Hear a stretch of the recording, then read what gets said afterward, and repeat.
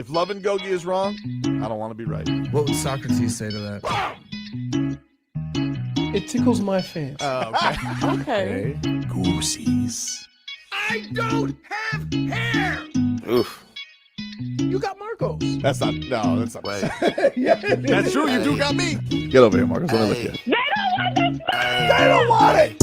Tobin and Leroy, ready to deploy. Had to hit her with a little journalism, but that was a decoy. Better have about me, boy. Okay. Leroy and Tobin, hold to the show, man. Still in the sauce with the show, and till then his half moon open. Sometimes go taste like a snowman. No proof, I'm a lie about a motor. No proof. Like I always wanted him, I never hated him, I never traded him, and if I did, I never ever traded him. You never know what is a star? Like another city, the driver's like Florida. Gucci got large, so many more. 10 in the more, never a bar. Ayy, 10 in the more, 2 to the P. Nothing to you, but it's something to me. Handsome as ever and cute as can be. You can watch us on YouTube and view it for free. Ayy, this one time for the Twitch.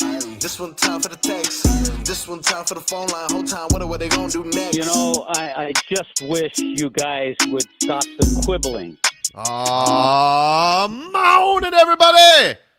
Tobin and Leroy back with you here. Another glorious day on FM 104.3 WQAM.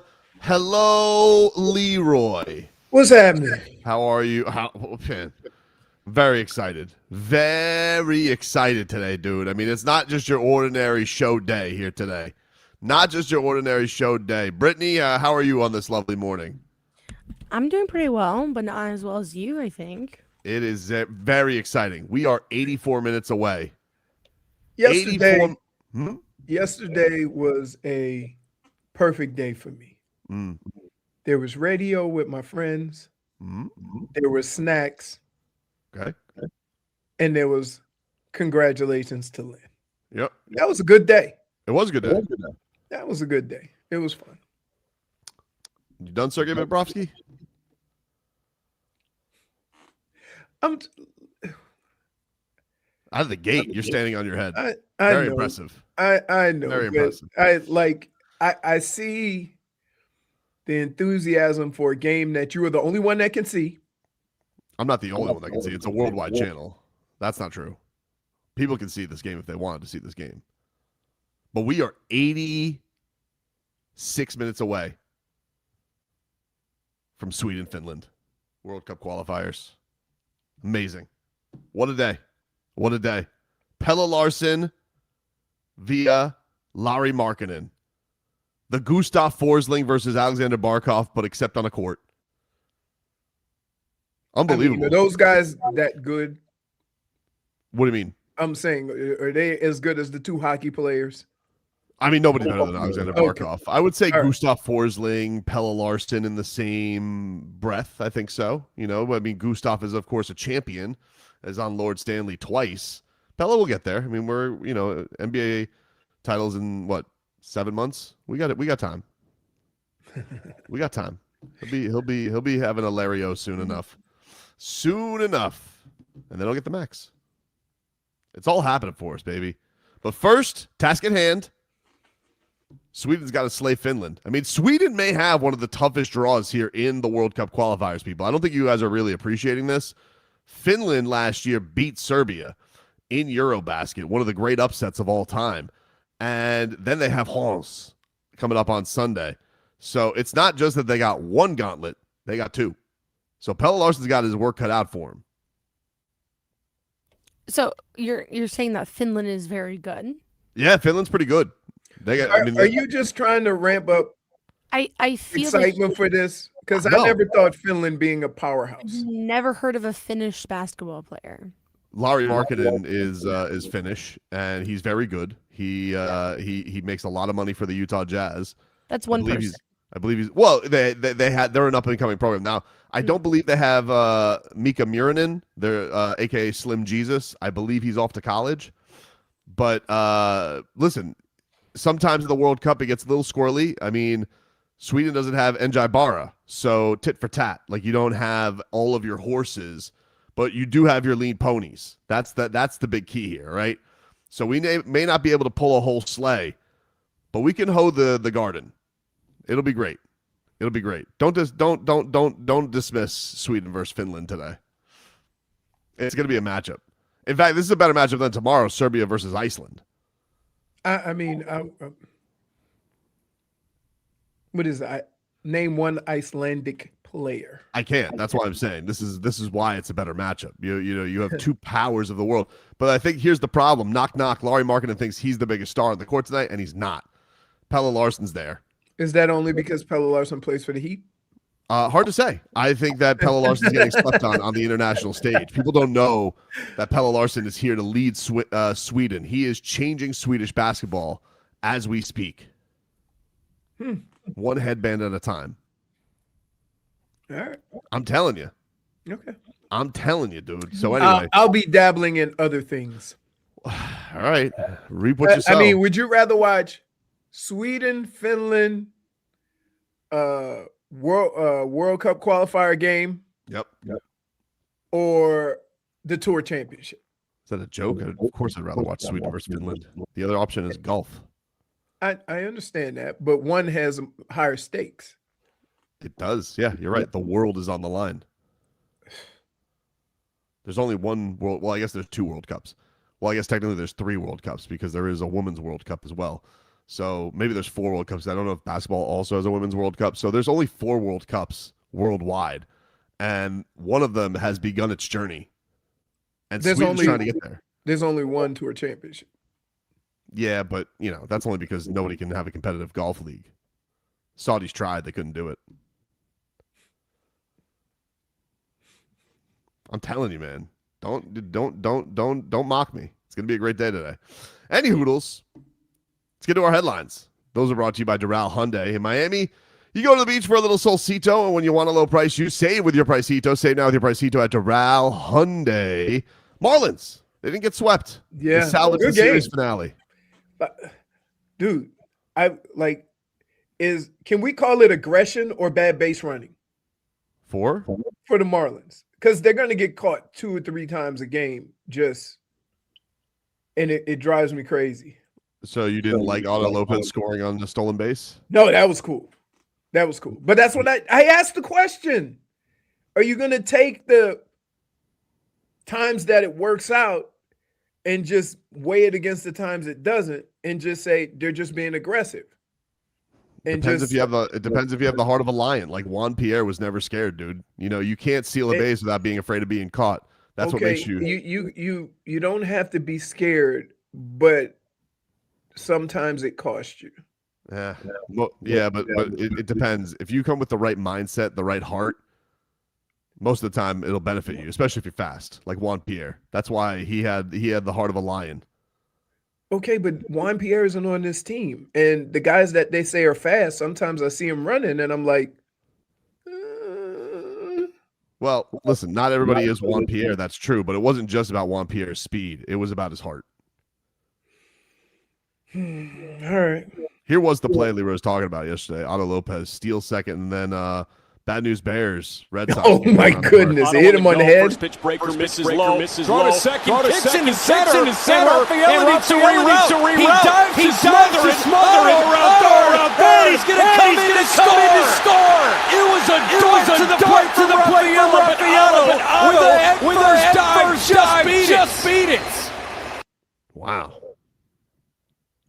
What a time to be alive. That was fun. What was crazy about that was it actually ended up being a lot closer than I ever thought when dude slid down. But he kind of slid down, stopped from going to center. Plate. He shouldn't have done that. No, it would have counted anyway because he blocked the plate. It was just ridiculous. Yeah, you can't do that. That's but I'm saying the center fielder, the way the center fielder got the ball and got it back in the home was crazy. The problem was back in the day, Buster Posey got lit up by Scott Cousins. That was that was a big thing back in the day, and because of that, nobody can run over catchers anymore because Scott Cousins, they wanted him taken away in handcuffs in San Francisco for that. Well, the other thing is that's why you also can't block the plate. Yeah, that's what I'm saying. If you don't want to get dump truck, don't go stand in front of the plate. But Buster Posey, because he was Boy Wonder back then and he got his leg broken, everybody was really mad at Scott Cousins. And Scott Cousins was just trying to make it in Major League Baseball. Like, I thought that what their GM did was heinous to Scott Cousins back in the day. Right. Because Scott Cousins was just trying to make his way in baseball. And Buster Posey, He already had made his way in baseball. All right. I understand unfortunate things happen in sports. Do we have to change the game over it? I don't know. Hard to say. Buster Posey, though, is like sitting here, oh, my leg. Scott Cousins, what's he supposed to do? Just take a one-way ticket to Toledo? Play for the Mud Hens? I think it was probably the New Orleans Zephyrs at the time. I don't remember who was AAA for the Marlins. He was just trying to make his way, and they were making it act like he was some kind of criminal. He did. It's crazy to me. He absolutely did. That was, the way they went after him. But that had more to do with, that would be the equivalent of a late hit on Patrick Mahomes. By the Dolphins' third string pass rusher. Cousins was he was a utility guy, right? He was a fringe roster guy. He wasn't very good. All right. He wasn't very good. A la why he had to run his ass off intangibles. The Pete Rose. Yeah. Anyway, the Dolphins, they'll finish up preseason tomorrow against the Atlanta Falcons. Gameday Uncensored will get going at 5 o'clock tomorrow. It'll be a great time, everybody. So we'll get into some of that as the Dolphins wrap up the preseason. We'll take a break. More to come here on the show. We're back after this.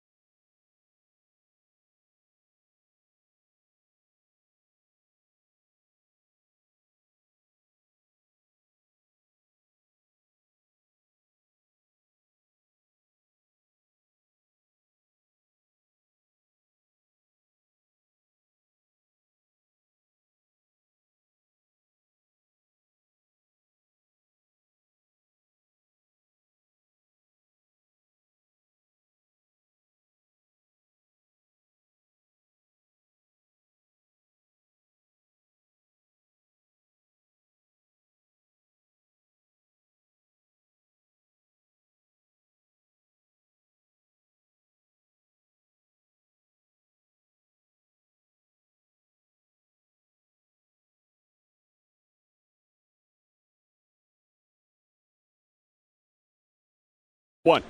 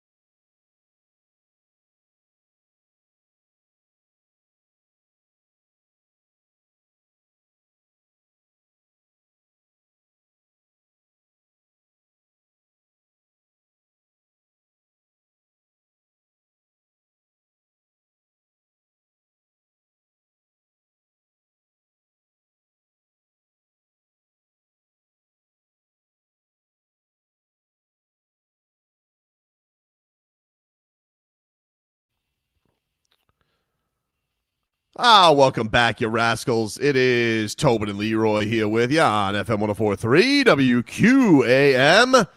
Take you guys up until 2 here on the program. We got Gameday Uncensored coming your way tomorrow at 5 p.m. We'll be joined, of course, by Omar Kelly and Chris Perkins, getting you ready for Dolphins, Falcons, the final preseason game, and then we got to wait a week, and then finally we can get to real NFL football. In 2 weeks. In 2 weeks, but we do have the Canes next week, so that'll get us through. Yeah, that'll get us past that week. That might be. Hey, listen, that might be all we get this year. You know what's amazing about all of this, and I hear different teams speak differently about how they're going to handle the preseason. Yep. And I would say there is no set standard, and I wish people would stop doing that. Right? Your job as a coach in the organization is to get your football team ready for the regular season. Now, the younger a team is, the more difficult that becomes because they need the work. If you have a veteran team, guys who have been through it, guys who have made runs in the playoffs, that's a whole different conversation. But to say those two teams should be doing the same things in the preseason is not realistic. We all take different, there's always different methods for depending on where you are in your career of how to get ready for the regular season. And we're not doing that. This team's very young. You got guys, some guys who have played in very little or if not any NFL football games. Mm-hmm. So to just make the assumption they'll be ready when the regular season comes, that's kind of on you. That's kind of on the organization or the coaches to make that assumption with very young players. Yeah, I get you.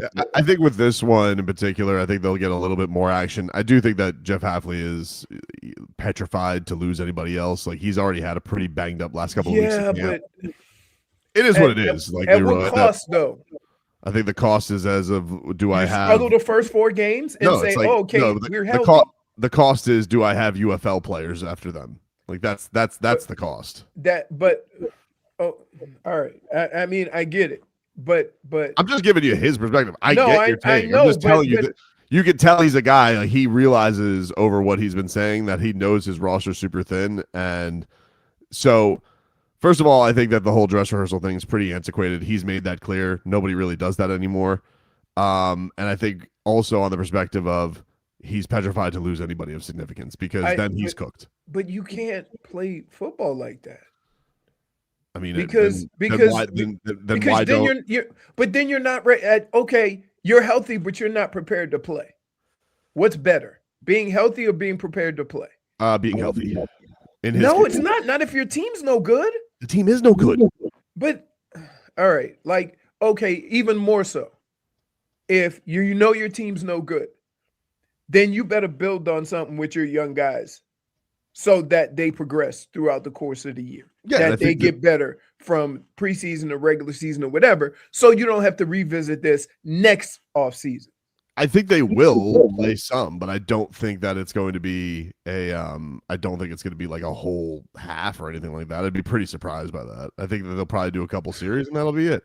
All right. And again, I'm really trying to talk about this from a realistic standpoint, not from being an older player. I know what you're trying to talk to, but I also think that you got to look at the roster. Like, Jordan Brooks probably not going to play. He's been hurt. Zach Sealer's been hurt. Those are veterans, though.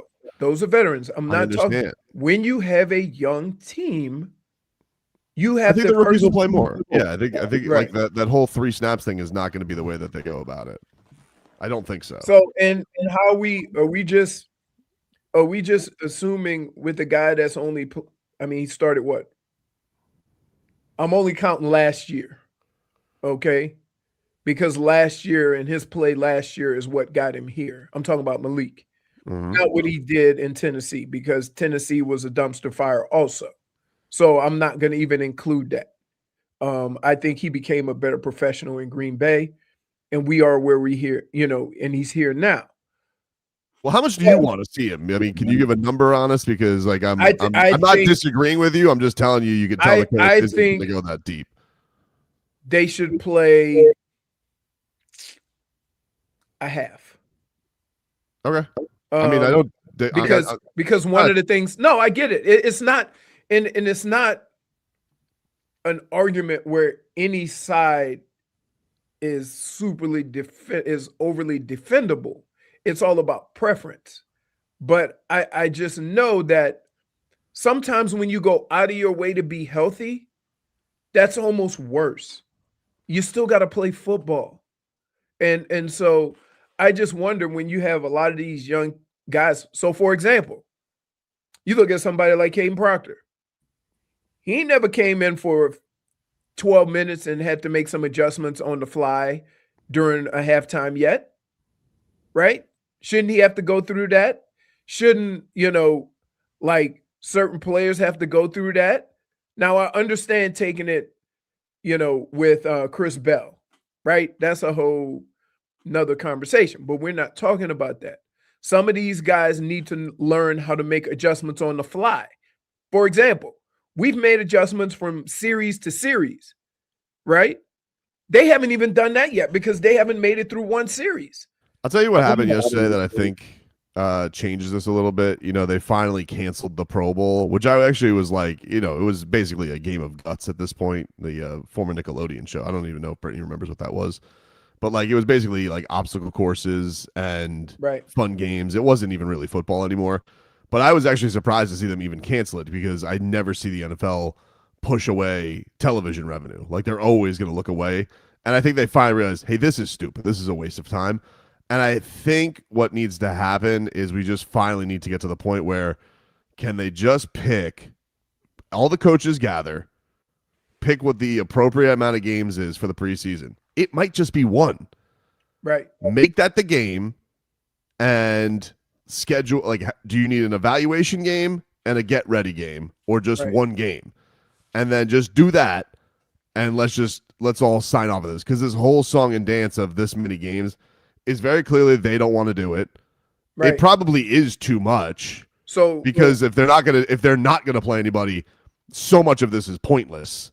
So like figure out, the NFL should really just get together and be like, okay, we know that we're gonna lose whatever they charge. Although I think it's included like in your season tickets package deal or whatever. Yeah.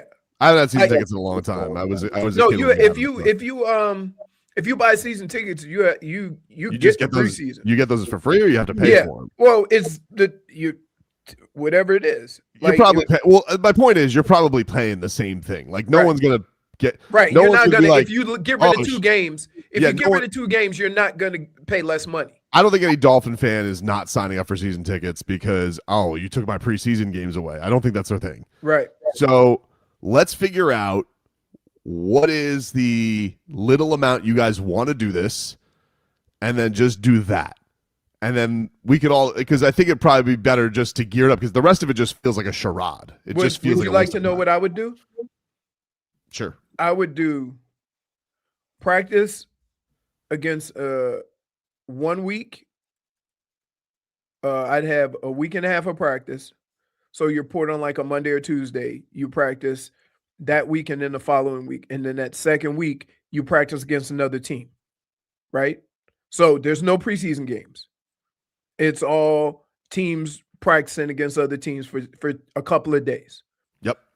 Then the next week you have a preseason game, right? Then you can either do a preseason game or more practice against other teams. You can have your week off if you want to, and then the regular season. Or you can go preseason game, practice, where everybody practices against another team that second week, and then preseason game, and then have a week off and whatever. Because I like everything of what you're saying. I think the only thing is no options. You either got to pick it or don't. Like no, but that's what I'm saying. I'm not saying you either do it or don't. That certain teams just don't practice against other teams. I get that. But I'm saying you do a preseason game. Instead of having practice before you play in a preseason game, What's the point in having a preseason game if every coach thinks if we have these practices, nobody's going to play in the preseason game? Right. Just do so just do the practices. Yeah, do 2 weeks of practice, do a joint practice, do a preseason. Correct. Exactly. And so do 2 weeks of practice, 2 weeks of games, and then go. Right. And so like to like say we're gonna have these practices. And then the other thing is that let me explain to you something about practices. There's no penalty. You're not costing your team. So when you take a swing at somebody for holding, you would never do that in the game. Don't tell me it's like a game. You ain't having melees in the game. Very rarely, because everybody knows what the consequences are. There are no consequences in practice. Would you do? You could swing your helmet like crazy. What are they going to do? You're only making a couple of grand a week. All right, we're fixing football. So would you do, if I could exchange taking away a week of practice, but the week of practice you do get 2-a-days? No, I think only, no matter how you do it, it's only going to be one padded practice. So if you do have that week, I would almost like the first 10 days of camp that you can go pads and then in the evening have just walkthroughs or no pads or whatever. Right. So you still need to get the work in. You still need to get your body through that soreness. So you need to have some activity, and those 2-a-days help you get through that. Right. There's a way to do it. However, right, I would like, and I think a lot of people would like, the preseason is designed to get you ready for the season. Everybody's treating camp like, oh my God, let's not get hurt. Right, like the Canes, like we know the Canes right now are practicing very, very hard. I know it's college, the NFL, and there's a lot more college. Bodies, In college, though, you got players that you could just abuse. Right, but it's also they're going to go very hard. They're going to practice. They're going to scrimmage twice, and then they're getting ready for the game. Right, correct. They're getting ready to play football. Now, here's the difference between the NFL, which makes it even crazier. The Canes practice like that, where they just, going at it. Yep. Right? Now, you have more bodies, so understand that. But here's the kicker. You get to schedule your season accordingly. So you might start off with a FAMU, a Bethune. All right? Their season starts with a Stanford. Right? And then you don't have that luxury in the NFL. You don't have that luxury in the NFL.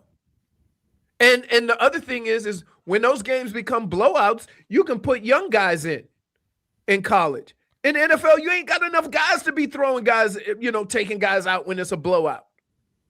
So, all these things that, they want to be healthy, they're eliminating the main aspect of what gets you ready for the season and enables you to be healthy. We'll take a break. More to come here on the show. We're back after this.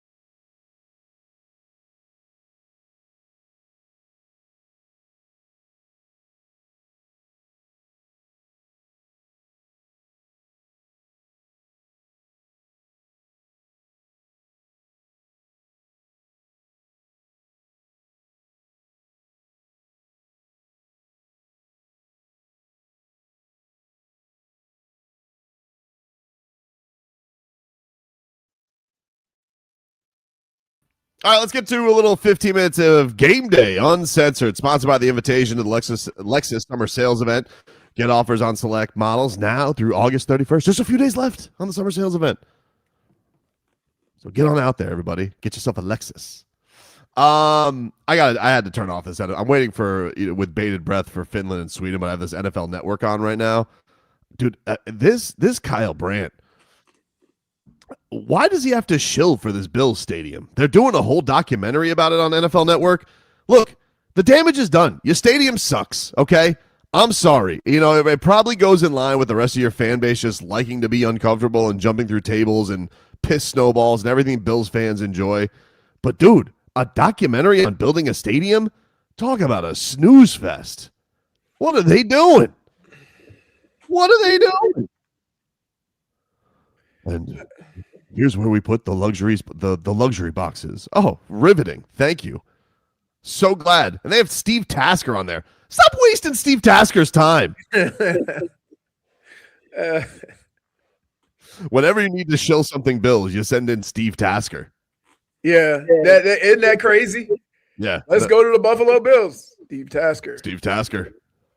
Weather update. That's brought to you by Tornado Roofing and Contracting. Beat the storm. Schedule your free roof and window estimate today. Call 954-968-8155. Currently in South Florida, 87 degrees. Thunderstorms this afternoon around 1 o'clock. Feels like 90. Yikes. Tomorrow we got Dolphins and we got Falcons, and Game Day Uncensored comes your way at 5 o'clock. The other thing is, Tua, he's going to get the start.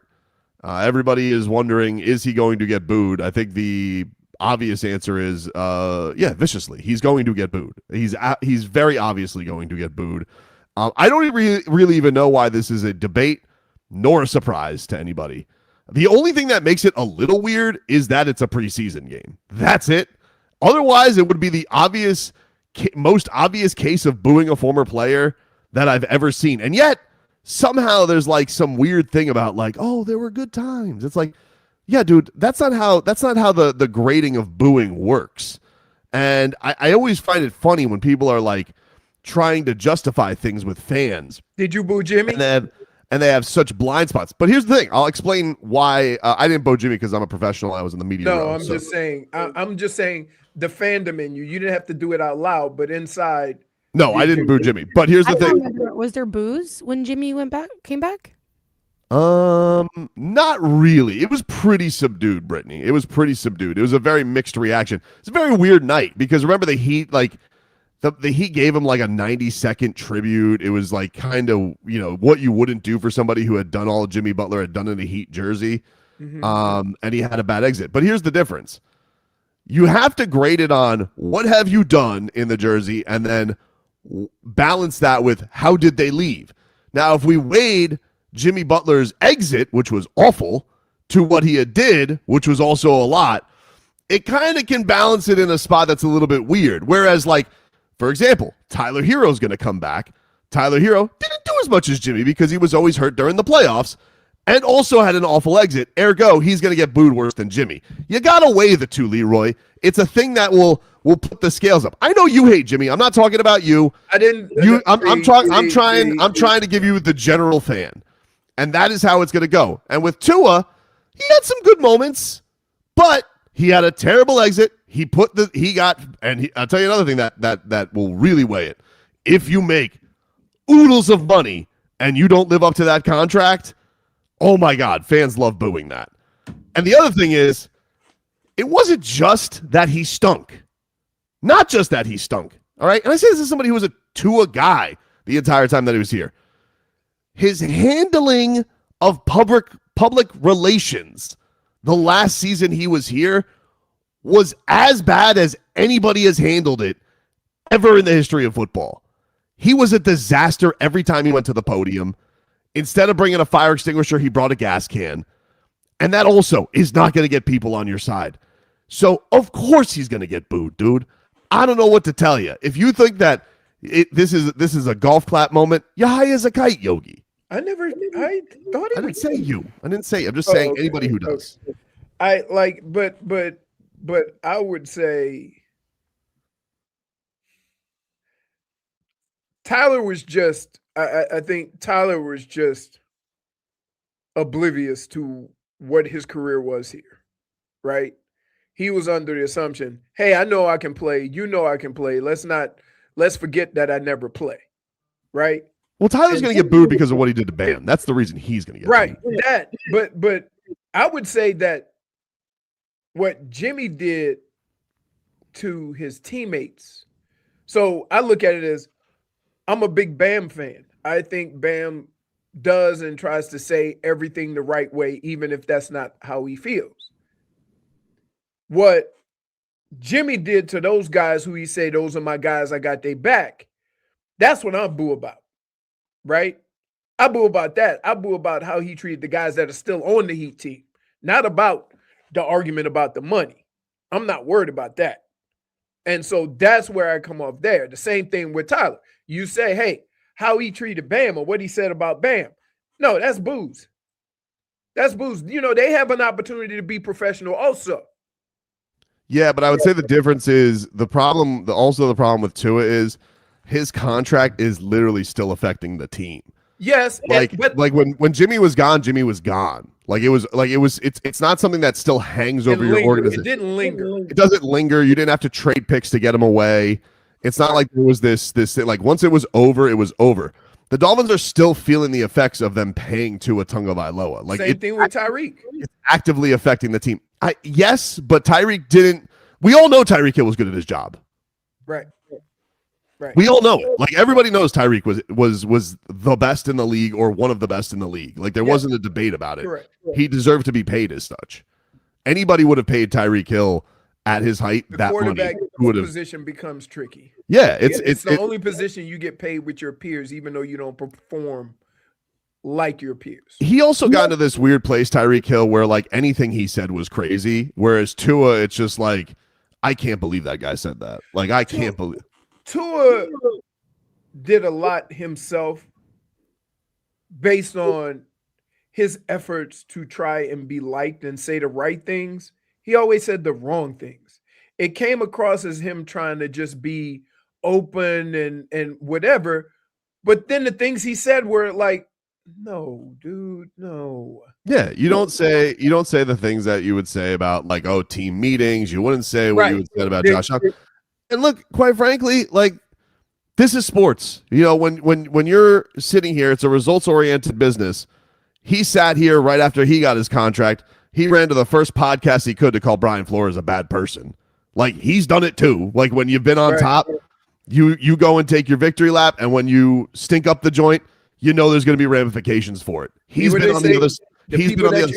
The people that you step on the way up will be the same people you see on the way down. Exactly, dude. And exactly. So that's where and so I think the pain of Tua is going to be experienced every game this year when you realize you have no depth and everybody's really young. Yep. And with all the other guys, it was like you ripped the Band-Aid off, but the boo-boo was healed. Right? You either got new players, you either got picks, you either got money cleared up. And so you can kind of get over the Tyler situation. You can kind of get over the Jimmy situation. But the Tua situation, I think you don't get over until you're clear. Brittany, did you get tickets for tomorrow to go boo? No, because I can't make it to the game. I have to do your Gameday Uncensored. Oh, that's right. I'm sorry. I wish I could give you the opportunity. I wish he was coming in the regular season, because if he thinks or anybody thinks that it's going to be bad tomorrow night, he's lucky that he's not playing in a regular season game. And you're right. It's the only thing that honestly, the only thing that makes it weird is it's a game that doesn't count. That's the only thing that makes it strange. Is like, would you boo him? The game doesn't matter. It's like, nah, it doesn't matter. That's all I'm going to the game for is booing Tua. I would also say that if they were playing the Dolphins after week 5, you probably wouldn't be able to boo him because he won't be the quarterback. Probably not. Right. So if you are getting excited, if you were getting excited about a November visit or an October visit, I would say based on the way he's played so far, like holy smokes. And for a guy his size shouldn't be like physically be in tip-top shape. I know he can't take a hit, But shouldn't he be doing core work and back work or whatever? Well, Your back can't get sore. You too little. Skinny Tua was so terrible. He was the worst version of Tua. Remember, he tried that. That was the year where he threw his head into DeMar Hamlin like an idiot. It's another thing for a guy who's like, it was one of these things. It was probably his worst thing. And honestly, Nick Saban talked about this back when he was in Alabama. Like, the guy never knew how to get himself out of danger or when a play was dead. Right. And like, that was probably another thing. It's like, hey, you got all of this, you are now carrying the burden of the franchise. Oh, down 31, down 3 scores. This is the time to dive into DeMar Hamlin's knee. What? You know when you learn that, it's funny because a lot of people early in my career would say, listen, you got to know when it's over, right? Because you want everybody to know you're going to fight like hell for every yard, right? When you get older, and you don't have the ability to do that, then you start playing smarter. So you have a lot of quarterbacks that learn how to slide once they can't get away, right? Throw the ball away once they can't really be hit because later on in their career. It's an unfortunate cycle of learning how to play, but that's something you have to learn. My rookie year, I would fight, claw, scratch. They would hold me up, punch the ball out, and everybody get mad. As I got older, and I'm like, whew, let me go ahead on and get down. It's a crowd, right? And you kind of learn that, but you learn it when you kind of lose the ability to do that. Like guys who run 4.2, when they run 4.3 or 4.4, their route running gets better because you don't have that one skill that you had that got you into the league. So I think it'll go away, but I got to tell you, in all honesty, I've seen a bunch of quarterbacks, and the one trait that they all have when they have success or they bounce around, like I'll give you a perfect example, Sam Darnold. The only way you could go through what he went through, or Baker Mayfield, you have to be mentally tough. You have to just take it with a grain of salt and do your thing and not worry about it. And mentally, you have to stay the course. Tua's not that. And I hate to say it. It sounds like I'm being mean, but I'm not. But there are too many things during the course of his career that he's cared about, whether it's what people were saying, what people thought, that he shouldn't care about. And yet we comment on it. Once Brian Flores was gone, that's it. Move on. Right? Because if you start talking about your former coach, that means he got a little spot in your head. Well, that's the thing is like, and I get it. Look, if you really didn't like the person and you wanted to take a victory lap on it, but if you did, you can't be surprised that that's going to come around back at you. Right. You can't. You just can't. I get it. I get having petty in your heart, but the petty's a boomerang. It'll come back and hit you. And that's the problem because listen, I don't care what you do for a living, you're going to mess up. You're going to mess up. And one of the reasons why you've never heard me blame a game on somebody. You know why? I was a fumbler. Right? And I didn't want that smoke coming at me.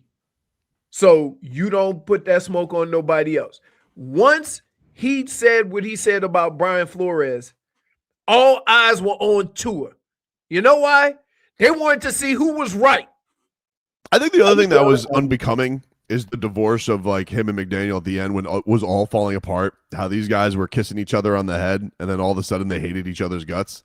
I'm like, you guys should have been arm in arm all the way while the ship was sinking. Like if Tua was playing the violin, Mike McDaniel should have been playing the cello. Like they should have been sitting there in their suits waiting for that puppy to go down. And instead, they were rats off a ship on each other too. And I'm like, hey, you guys got each other into this mess, and this is how it's going on the way out. So I don't know. I mean, like you go there tomorrow, you boo him. I got no problem. Oh, with he it. should get it. He should get booed, right? And here's the thing.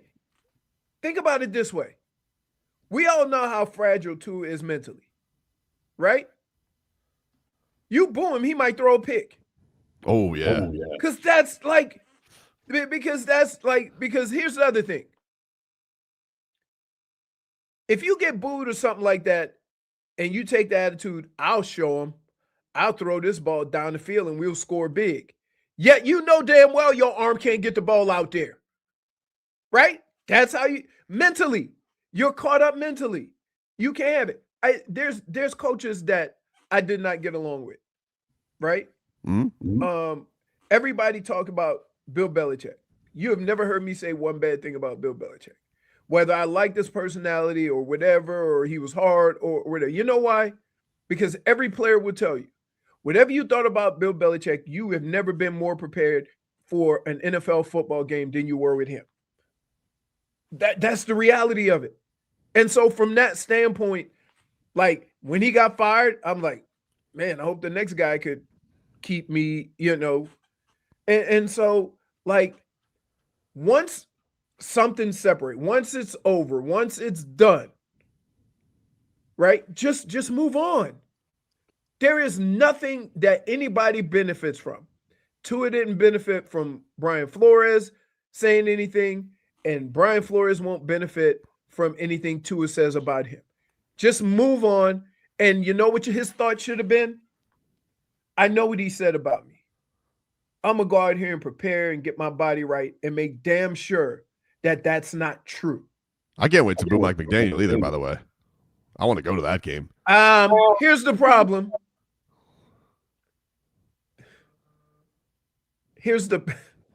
They're a better team. Nah, it doesn't matter. He's going to blow it. He's going to blow it. That's my hot take this year. It's hard to blow it with all that He's going to blow it. He's going right. to blow it. He's going to blow it. Brittany, he's going to blow it. Remember this conversation. I'm going to tell you, remember this conversation.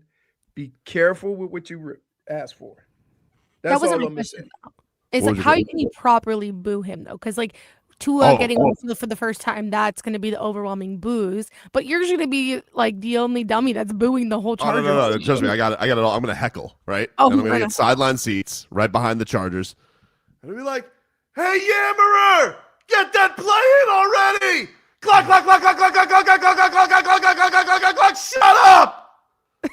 Or you just go, you just have a shirt that has 2,000 ums on it. I'm just gonna go. Yeah. Get it out there already. Herbert needs to play. You know, you got to yell favorite. Hey, it's 4th and 1. What would Socrates do? What would Socrates say to that, you bum? What he really needs to do is he needs to go to his press conference. You need to get credentialed and go to the press conference and just troll him with questions. Yeah, like I honestly, does he do a press conference after the game? Because he's the head coach, right? With how many press conferences he's already had. Like the guy's done. Guy does more media than the president. Like it's crazy. You know what? You know why? Because Jim doesn't do it. So he doesn't care. I'm going to go, hey, Harbaugh! Don't let him call 3rd and 1. Here comes the deep ball to the fullback. Harbaugh's going to be like, he's right. This guy's really savvy. He was heckling. I think one of the things everybody is the McDaniel game here? I hope it is. I have to check. Let me see. I think one of the things that people overlook in this situation is when your head coach was a quarterback, right? That some of those crazy plays are going to be tapered a little bit, right? It sure is here. Oh, is it? Oh, excellent. I love it. Really? Are you sure? When is it? McDaniel, do you wish it was hotter, you bum? When is it? On December 27th. Oh my goodness! No, that's my Super Bowl. It's after Christmas game. That's what I want for Christmas. Oh, I want to heckle Mike McDaniel. Are you, dude? By then, this team might be yelling no mas. Oh yeah, this team's gonna be 2-12 by then. No, I it is hard for me to believe that a team can't win 4 or 5 games and still be terrible. It's hard for me to believe that. I will always take the over. Now, there is one exception. The Cleveland Browns. And the reason why I say that is they don't have a quarterback. Toboggan says you have to work in something about the capri pants. Hey, McDaniel! Where's the rest of your pants, you bum? Something like that. It's a Got workshop. Temu leggings. Tell the equipment manager they came up a little short with your pants. Fix them. Your pants are third and short, so we know you can't complete it. You bum! He says his pants are third and short. We'll take a break. More to come here on the show. We're back after this.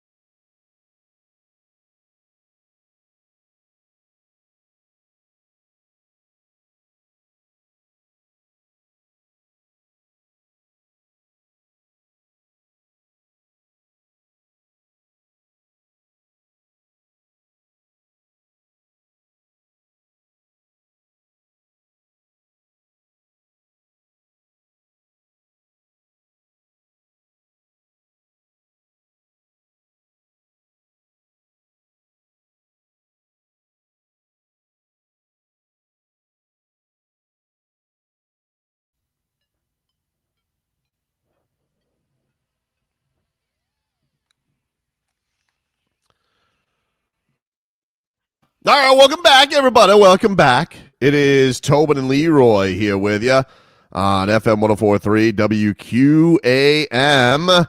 Take you guys up until 2 here on the program. Leroy, give us a weather update, please. Brought to us by Tornado Roofing and Contracting. Hurricane season is here. Make sure your roof and windows are ready. Call 954-968-8155 for a free estimate. Sure. It is a little breezy. I'd say 10 to 15 miles an hour. Winds are out of the southeast.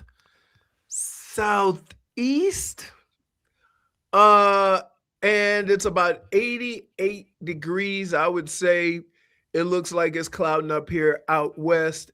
Expect some rain at some point during the evening. All right. Headlines are brought to you by Doral Hyundai. In Miami, you go to the beach for a little solcito. And when you want a low price, you save with your Pricito. Save now with your Pricito at Doral Hyundai.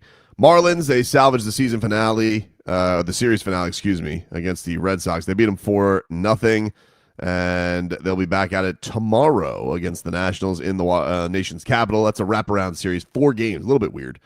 So that goes till Monday. The Dolphins, they will wrap up the preseason tomorrow against the Falcons. Jeff Havley indicated earlier in the week that the starters could go, but we don't know how much. So there's that. The NFL, they pulled the plug on the Pro Bowl. They're just going to honor players now, probably overdue. You know, once we went to tug of war, I think that was probably it. Tug of war. Yeah, I think that's what we knew. So are they just going to name all stars or? Yeah, it sounds like it. Yeah, they're going to do. Or are they going to call it all conference and all pro? I don't know. That'd be kind of cool. Yeah, that's all you need to do. All conference, all pro. Well, it honestly will be a better reflection of who Pro Bowlers are, because there are some weird ass Pro Bowlers these last 5 years. Well, because everybody like, especially at quarterback, you got to go 8 deep. Tyler Huntley Huntley gets credit for going to the Pro Bowl because nobody else wanted to go. Tyler Huntley's a Pro Bowler. Right. Shador Sanders is a Pro Bowler. Oh my God. Right. So it's probably good. We'll have a better reflection. Just do that. Just do all conference and all all NFL. That's it. The Panthers. Madden will still do his thing. Madden, the video game? They making all Madden is big. Do they do all Madden, or they just do the 99 Club now? Is that a thing? Yeah, I still think they still do the Madden team. Who does it? Who votes on it? I forgot if you know what? Let me check. I still got all my jackets. I couldn't make but one Pro Bowl, but I can make a bunch of Maddens. I like that. The Florida Panthers, they got the national TV schedule yesterday. The Cats are going to have 15 of their 84 games on national television this year. Same amount as last year, according to George Richards from Florida Hockey Now. So the Panthers, they'll have, of course, Carolina in the opening day at 5 o'clock on September 29th. They have Los Angeles after that on October 6th. That's a late one, Leroy. You might not be up for that one. 10:30 in October for hockey. You going to be up for that one? No. No. The ones that I'm a little surprised. There's 2 matchups I'm surprised that we are not getting on national TV. One is Brady Tkachuk's return to Ottawa. I would have figured that would have been a layup. Right. So I'm a little surprised that that's not on the docket. And Sergei Bobrovsky's return to South Florida. Not national televised? Not national televised. I'm a little surprised by that. I don't know if that's like a Canadian thing. That's a little bit weird, but kind of surprised by that. I thought those would have been 2 obvious games to put on national television, but alas, they are not. The most games now. I don't think there's as many. It's not like the NBA. I don't think there's as many dates because the most national TV games for any team is 20. Right. Where I think in the NBA, I think you could have like half your schedule on national TV. Yeah, I mean, is there anybody who? I'm trying to think. Who would you like? We're local, right? But besides where Bob is there any team that you're interested to see? You know, besides, I guess Carolina probably have a bunch of games. Yeah, I mean they always put the traditional teams, like those teams, like the most teams. I think Pittsburgh, Boston, they always get the most games. Like Toronto and Montreal, right? They like putting those teams on, but it's not really about the games of the Panthers. Like the Panthers not having the most games, even though obviously they have a lot of star players on their team. But I think it's a little bit strange that those particular games aren't national TV games. I would have figured Panthers legendary goalies returning and Brady Tkachuk, the former captain. I would have figured that those were layups. But listen, we know Steve Goldstein and Randy Mueller are up to the task. And Doug what's Plagueis. crazy? This probably has to be one of the best watched divisions, right? Like, man, between Tampa, Tampa, Florida, and what is it? Tampa? What? You said Tampa twice. You said Tampa like 3 times. I mean, Carolina. I meant Carolina. Tampa. Carolina's in the other part of the East. Right. But yeah, I mean, like they're going to play those teams a lot. I get it. Like, but I don't know. I just would have figured that that would have been the obvious game to go to. And right. You got like Chicago, Columbus, Detroit. Can you explain why they added just 2 games? Man, I remember this when this came out. It had to do with like the even amount of games. Like they wanted to balance out the division games. Okay. It was something like that. It wasn't like a real. Right. It wasn't like I think they wanted to balance out the amount of games. So you play everybody the same amount of times. Yeah, something like that. It was something like that. So yeah, 84 games this year in hockey. Cool. But yeah, they play Tampa. They got Tampa games. They're both on national TV. Vegas, they do that one. No Ottawa, no Toronto. Very strange. Well, maybe they'll add it on during the year. Who knows? Yeah, why we talk about the schedule? Because if it's don't they like all these leagues have the ability to flex? Yeah, they can flex. They can always flex. Right. So, but just from the get go, I would have thought that was an obvious one. Like you would have thought, like obviously when basketball comes out, you're like, oh, what's the first thing you're gonna look for? When's Giannis going back to Milwaukee?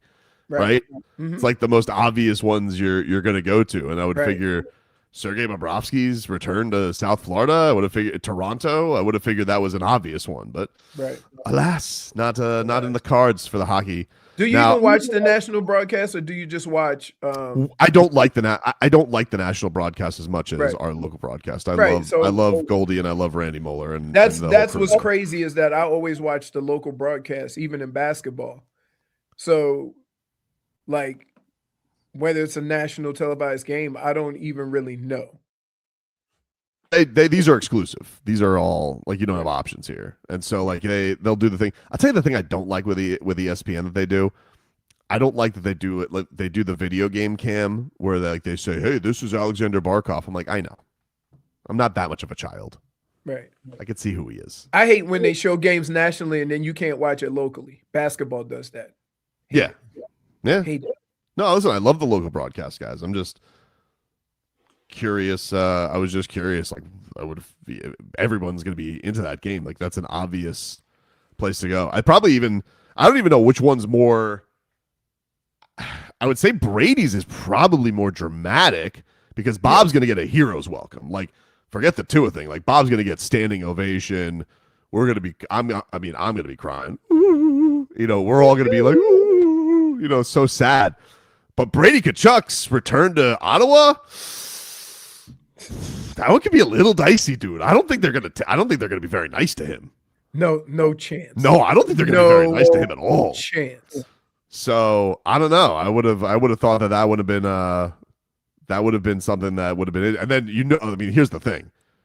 Matthew's not going to help matters because he's just going to egg on the crowd, right? Like he's going to be such an irritant that game because you're going after his brother. He knows the deal. He was there with Calgary too.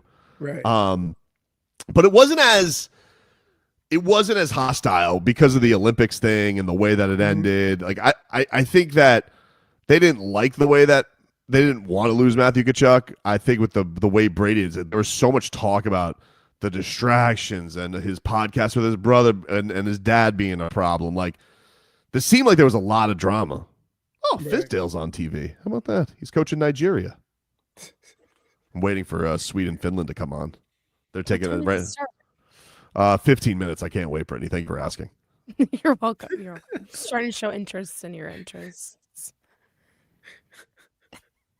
He's gonna be so distracted now for the rest of the show. I'm not going to be distracted. Yes, I'm you not. are. I'm not going to be distracted. You know what it is? Here's what I don't want. You get a -1 for trying to give us play-by-play, because that's what's going to happen. Of course, he's gonna go. Ooh. We'll be having a Yeah. serious conversation. I can do the show and not do that. Can I just say this? Oh no, you can't. Watching any type of game or any event with Tobin while he's also looking at his phone, if that phone comes in quicker, like, yeah, you might as well just turn off your TV. Sorry. Look at him. Look at him. Look at him. It hasn't even started yet. Just like, oh, there's Fizdale. Haven't seen him in a while. Yeah. Yeah, I know that was already a distraction. Oh, look, there's you were having. It took me by surprise. I didn't know he was coaching Nigeria. Hey, what do you think of when you think of Tisdale? Take that for data. Take that for data. Yeah, obviously. Take that for data. It was a great speech. He just happened. He just happened to be. He just happened to be in a beef with Marc Gasol, and you shouldn't fight your best player. Oh no! Who we lose? What happened? Optimus Prime. Oh no! The voice. The voice of Oh, okay. Yeah. Peter Cullen. Yeah. Dropping like flies this week. Some people just have the coolest voices for whatever they do. Mm-hmm. Crazy, man. What a time. All right, we'll take a break. More to come here on the show. We're back after this.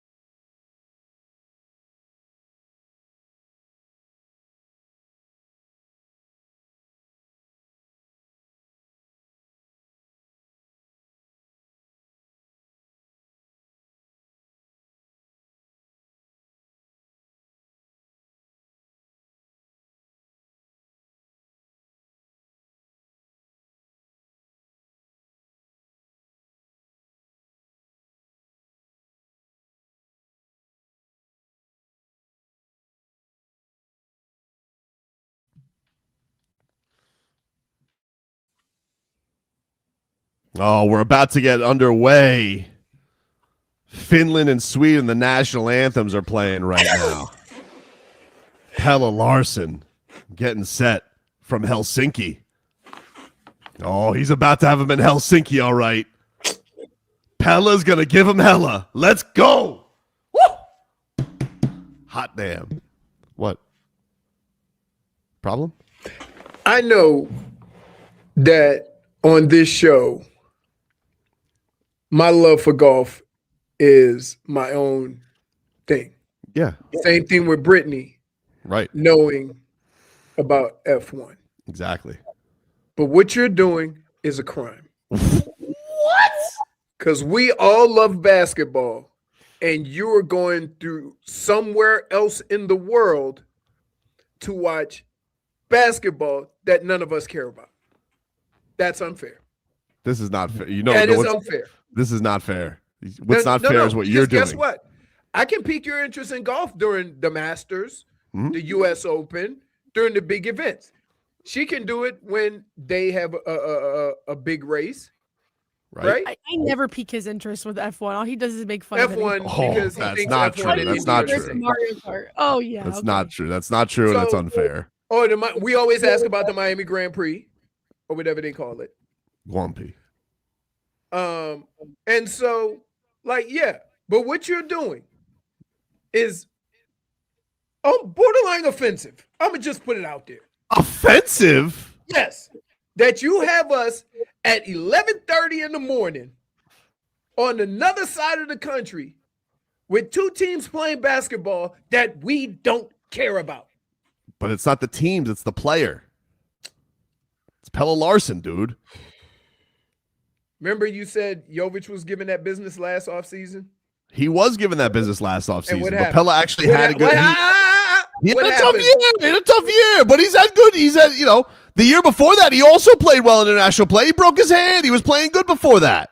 So what I would say to you is this.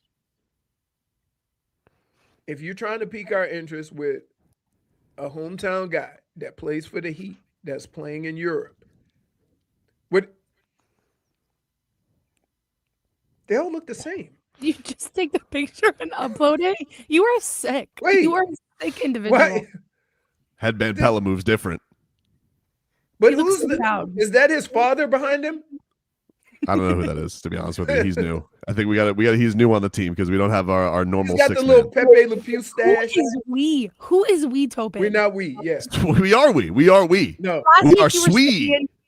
Did. Last week Swede. you were We're Serbian. This Swede. week you're Swedish.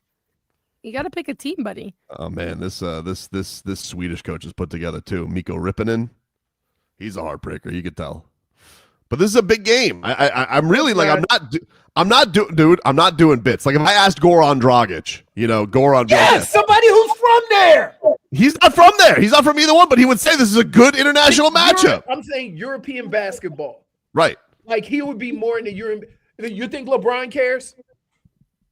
No, but he's not playing in the World Cup next year. Spo's coaching the World Cup. Spo better be watching. You He think better Spo's be watching. this? He better be watching. I would be willing to place a wager that tomorrow Spo's gonna say, "How did Pelle do?" But he's not watching the game. Oh, he better not. He's the coach of Team USA, and he's going to have to maybe face one of these two teams. They haven't qualified yet. Well, we'll see. Do you think he'll pay more attention when they qualify? I don't know. If they qualify? I don't know. I would just say. watching the lead I up bet you to it's it. on the Heat facility. If they're on the Heat facility right now, I bet you this game is on. You think they get the No. zone in there? No. No. They I'm have thinking- to get the zone. I'm thinking, you know what they're thinking right now? I'm gonna get a little work in. You think I can get 18 in before the rain comes? No, this is working this is in the building time. Klay Thompson's probably getting some shots up. I bet someone's got to have this game on in the building.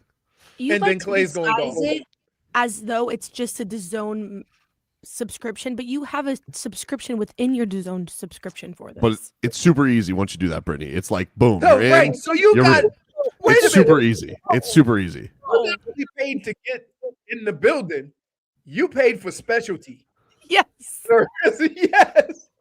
Schmeathan says Heat front office has Chive TV on over this. I love Chive TV. Oh man, remember we used to go over there? We used to watch it all day. Love it. When you watch people do stunts, animal shenanigans. What a great season.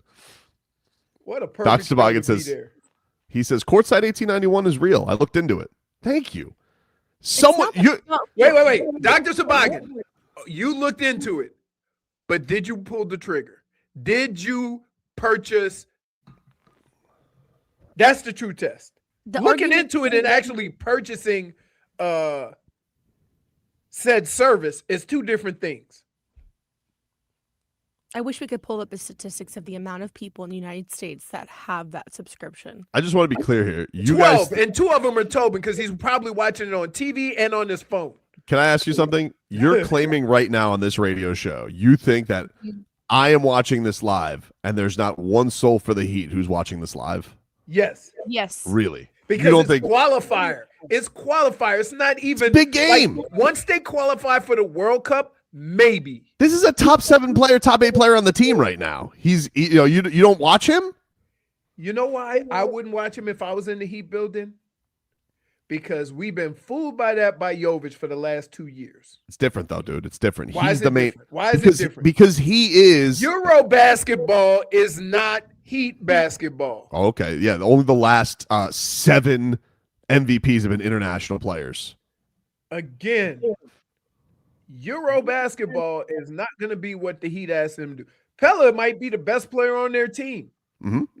He is the best player on their team. Comes over here, he's not. His role's going to be different. You ain't going to ask him what he does over there to do over here.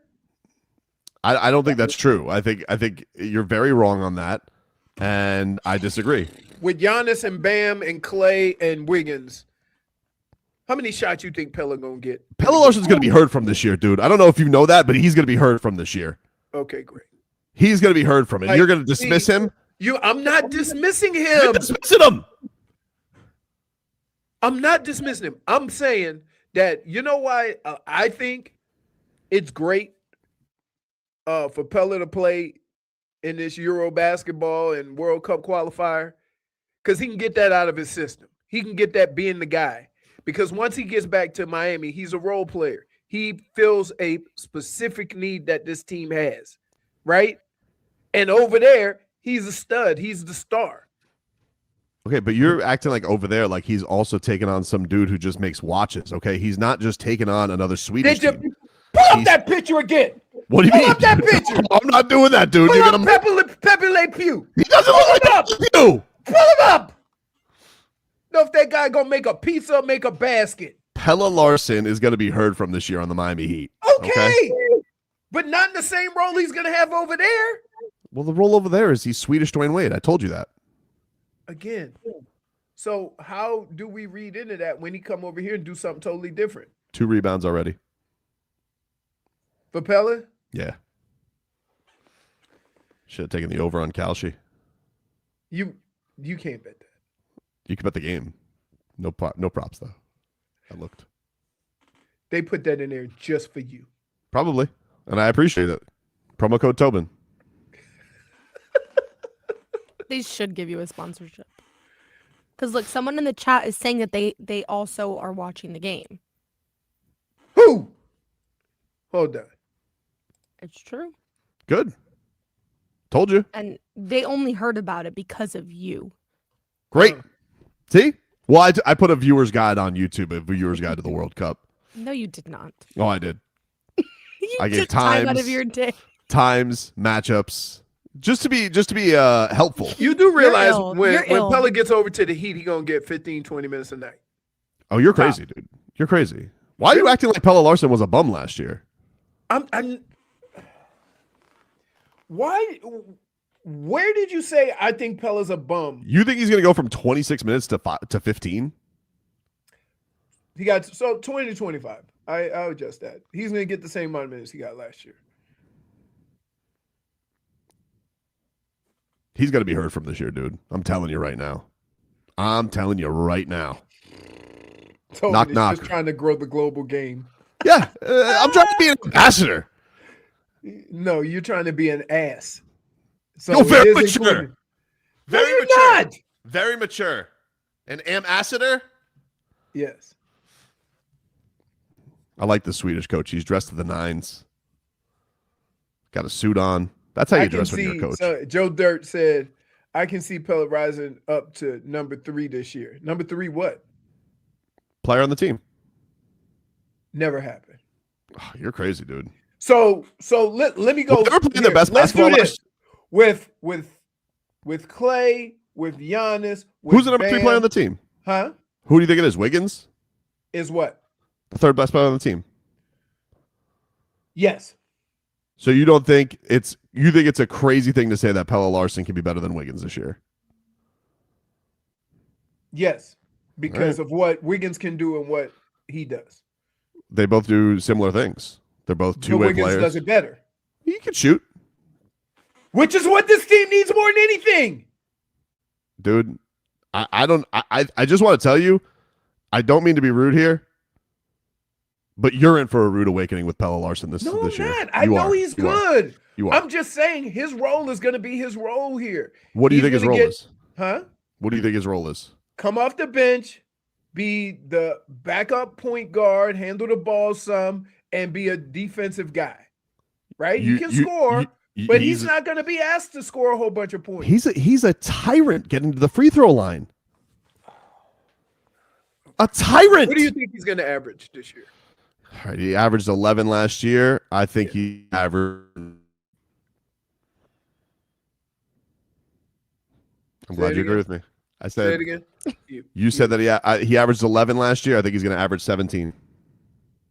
Pelle's going to average 17 points. Yep. A game. Yep. What do you think he's going to average? Between 11 and 15. Oh, okay. So you think he could average 15, but not 17? No, I said between that. Like I'm giving him room for improvement, but his role is not going to be what it was last year. I think you're for a surprise. You have a better team.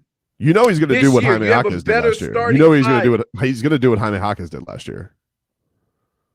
Like he's going to have Jaime's role. He's going to be the 6th man. All right. Okay. Ooh. Tell me how you feel about this. Pelle will average more points than Wiggins. He's going to be the number 1 option off the bench. All right. He is. Okay. And that's why I'm telling you, Pelle's going to give him hella.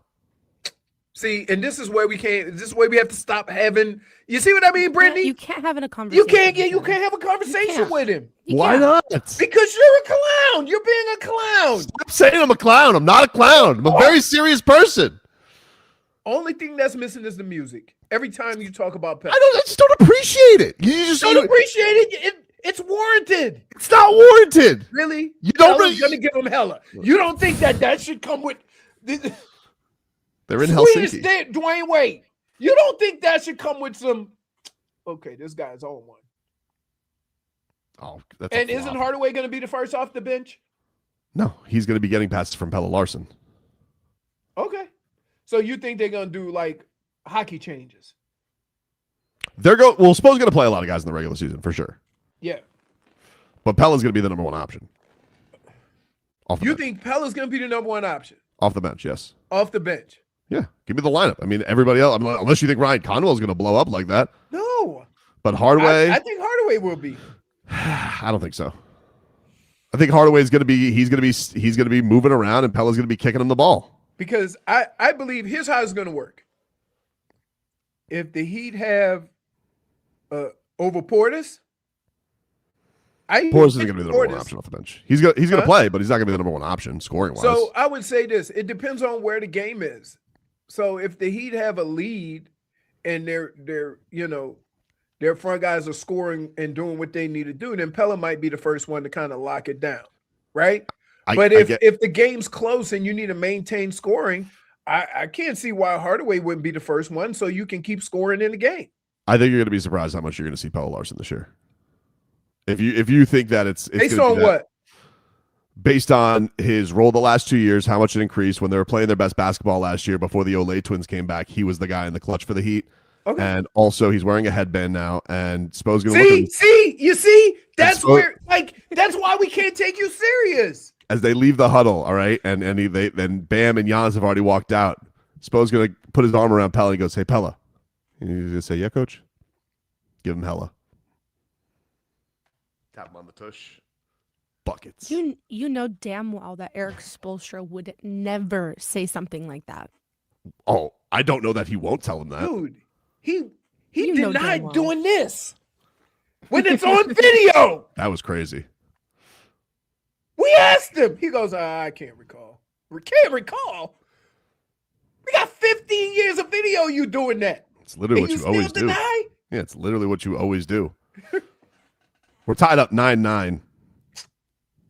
11-9 Sweden. Nobody cares. Behringer.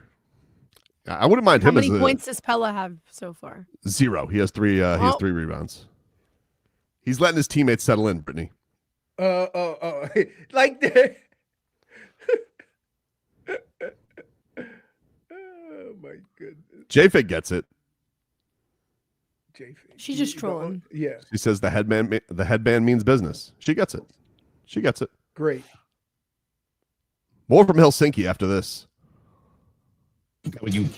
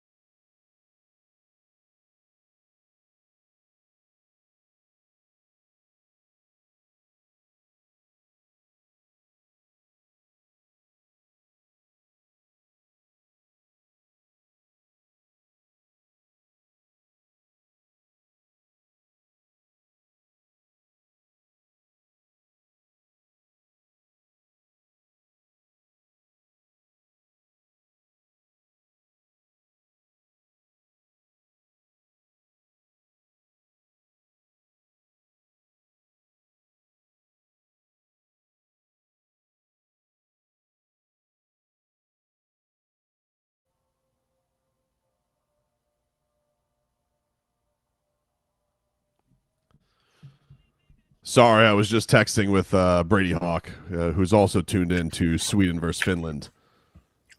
Unfortunately, Pelle has 2 quick fouls. These FIBA refs continue to be blind as bats, so he'll have to take a seat. He got the Swedish Duncan Robinson going on. 2 for 2. Don't worry. As we say in Finland, we will rise again.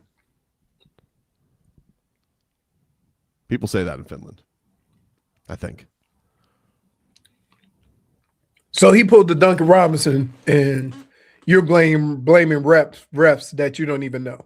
Well, it's just like, are we here for World Cup qualifiers or are we here for ticky-tack? Is this rec league or is this the World Cup? You know, is it a foul or isn't it? Right. What are we doing here? And you know, very clearly Pelle Larsson, who's a good boy and would never try and foul anybody on purpose. It feels whether like you try to do it on purpose or not, a foul is a foul. I disagree. You got to let the boys play. You got to let them play. You know, this guy's always getting hit in the face. Tate's house has just got to ignore him at this point. Why, dude? Dude, like, I don't know. Everybody gets mad at me for getting frustrated, but now they're getting frustrated too. Your antics, too much. All right, fine. Let me ask you this. And the guy you say who's a Swedish D Wade is 2 rebounds and out because he got 2 fouls. That's fair. Listen, it wasn't a great start. The thing is, and this is why in Sweden we rise again. Sweden's holding down the fort, all right? It's still 23-20. 23-20, Sweden leads Finland at the end of 1. Without any scoring from Pelle. Yeah, exactly. And in fact, they increased the lead when he went and sat on the bench. It was the same. I'm not watching the game. You don't have to be rude. I'm not being rude. I'm giving the proper amount of thought into a World Cup qualifier. 0. Schmiethan says, Sweden holds down the fort. Maybe you should put down the fork. You like Swedish meatballs? Tasty. But only like at a party, right? Like, are you ever thinking about making... Yeah, you can only eat those puppies on a stick. Right. Like, nobody's... You know where they have them? At, what's the isn't it the Ikea? I've never been to an Ikea. They have Swedish meatballs at Ikea. That's like what they're known for. They got a big ass cafeteria, dude. Do they really? Yeah. Is the only Ikea the one by Dolphin Mall? Is there another Ikea down here? There's one by me. Is on there? 136. There would be. Oh yeah. Dade South says, this is a Swedish saying. Don't make a hen out of a feather. The equivalent of don't make a mountain out of a molehill. Oh, hey, and I'm going to say to you, Dade South, Mr. Mountain, meet Mr. Molehill. Because that's what he does. JFix says, there is no way you've never gone to an Ikea. Honestly, Jennifer, I've never been to an Ikea because isn't Ikea known for having a million pieces to put something together? Oh, yeah. So, yeah. My grandfather. Look, that's not the worst part. You know what the worst part is? You go in there and there's the showroom with all the different pieces, right? Then you pull a little piece of paper, all the pieces of paper that are required. And then you go to another part of the warehouse and you pull all the pieces that are required to make that part. And you pay for them all separately. See what I'm saying? So yeah, that seems like a real pain in the ass. I don't see why I would go to an Ikea. Yes. That's why I always go to the cafeteria. You're saying it's fun? It's not fun. It doesn't sound like fun. Like when you lose a screw that you paid for, it's a lot different than if you lose a screw that came with the assembly. You got to get everything separate. What the hell's a TaskRabbit? I don't know. What's a TaskRabbit? Yeah, a TaskRabbit, or like I use one of those apps that you can hire somebody to come to your house. And Yes, you can hire somebody to come put it together. They specialize in the IKEA furniture because I've built several things, and it is a pain. Think about this. Say if you want, a wall unit, all right, and you go to IKEA and you pick out I want to get this wall unit. You would think, okay, they're just going to deliver all the boxes down and you're going to take it home. No. You got to go downstairs and get the pieces yourself. That's crazy. See, here's the thing. My family grew up in the furniture business, Brittany, and so what I would do is my first gig was building furniture in the warehouse. So I know good furniture and I know crappy furniture, and I'd always heard that IKEA is terrible furniture, so I never went. I'm not claiming that it's great furniture, but for It's someone serviceable. like me, like someone like my whole house, every single piece of furniture in my home is IKEA furniture. My bed, my two dressers, my desk, everything is IKEA. But because it's cheap, it's cheap. Serviceable. Even my mattress is from IKEA. You have to build your own mattress? No, I mean you buy it rolled up. Wait, rolled up? Rolled up. Yeah, What are you, an astronaut? You buy a mattress. When's the last time you guys bought a mattress? Nobody has springs anymore. 2 years You ago. can roll up your mattress. No. You can buy them off Amazon. They come rolled up, and then you open them. I don't like that. You still need They're a very box spring, though, comfortable. right? No, there's no box spring. My bed We have platforms. is like it's I just it's a picture platform you with sleeping from a tree in with a, wood? in a You see hammock. me sleeping from a Yeah, tree. like, that's the way you're making What? it sound. My bed rolls up. No, it comes rolled up, and then you have to open it from the roll, and then you leave it. My bed is no. My mattress was not rolled up. Mine was. Well, my daughter wants a vanity now for her room, so maybe I'll check out IKEA. But I don't know if I You have one. should. near me. It's a great. It is amazing, and it's so fun. 'cause you get Especially the for kids' showroom. rooms. You know why? Because like at some point they're gonna destroy it. So you feel like, okay, I got out of it what I needed to. And it doesn't look bad. It's And not it's so fun like, to walk around the showroom. no, it's not. It's a blast. No, it's not. Until guys you seem to admit- realize all the things you want, right? And that you plan on getting with said wife, you got to go then to the other portion of the warehouse and pick all your parts out yourself. So like you don't go with, okay, this is what I want, and then they hand you all the parts and pieces. You go pick the pieces out yourself. So if you don't get all the pieces, then you got to go back. Speaking of back, Pelle Larsson back in the game for Sweden. Oh, they must be down. No, they're up 3. Although he just pulled up from Stefland, and it wasn't even close. Why do you do that, dude? I don't know why he does that. I don't know. He likes taking bombs when he's in Sweden's jerseys. He Yeah, lets it and rip. that's gonna like he's gonna be doing something totally different with the Heat, which Hey, is man. what I said. Hey, baseball season is in full swing, and there's no better place than Kalshi, America's #1 prediction market platform to trade it. Can Miami make the way into the playoffs? It was a dicey series they just had. They're currently trading at 5% to make the postseason, meaning a $100 trade gets you a payout of over $1,500. And tomorrow night, they start a series in Washington, D.C., the first of 4. So you can trade every single one of those matchups on Kalshi, where you're trading against your peers in a live market, meaning there's no house. And as the probability changes, you can buy in and out of your position. You could go look at some World Cup qualifiers right now. Sweden and Finland if you wanted to on Kalshi. Trade the draft pick, the game, and more on Kalshi. Download the Kalshi app. Use my code Tobin to get $20 when you trade 20. Kalshi, Kalshi. Trade on anything. 18 plus only. Restrictions to eligibility requirements apply. Event contract trading involves risk and may not be suitable for all investors. Kalshi products are not available in all jurisdictions. Prices, values, and available markets may differ from those mentioned. For more information, see Kalshi.com/regulatory.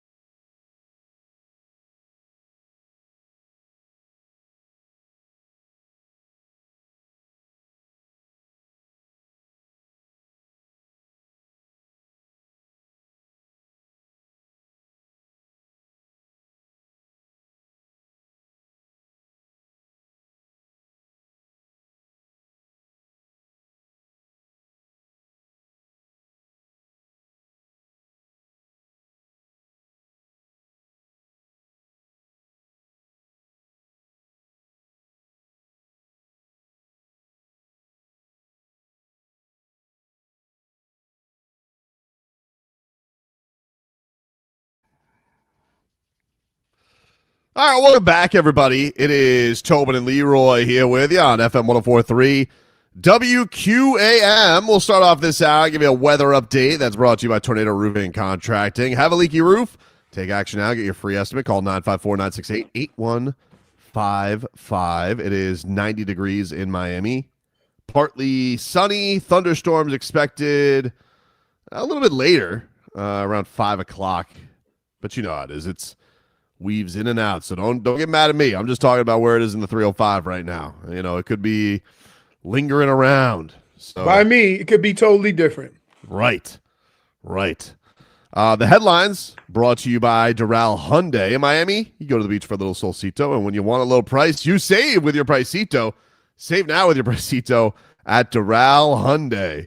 As right now, I know you all are waiting with bated breath. Sweden is up 33-29 on Finland. Pelle Larsson is on the board. He had a sick shot fake and one, but other than that, he is 1 for 6 to start the day. But that's okay because Lud Hawkinson is off to a hot start for Sweden. Maybe we should sign him. Maybe we should. We still got one more. We got a couple roster spots. Where is that Nick Richards signing, by the way? Has anybody heard from Nick Richards? I mean, should we hear that much about him? Well, I just want to know when he's going to get signed. Everybody said that he was going to get signed. Oh, they haven't actually done it, but those were the names mentioned. Yeah. I'm just waiting to see when that all goes down. Because I got to tell you, old Vlad, whoo, rough watch at times. I got to tell you, what's shaking behind this Finland coach? Surprising me in Sweden. What? The dance team. I mean, they're all blonde hair and blue eyes. They were not. That's why I was surprised. Oh. They ain't have no tangibles, though. Wrong. They did. No, they didn't. Swear to God, dude. Swear to God. That's why I was caught off guard. There's tangibles in Sweden? Well, this is in Finland. In Finland? There's same thing.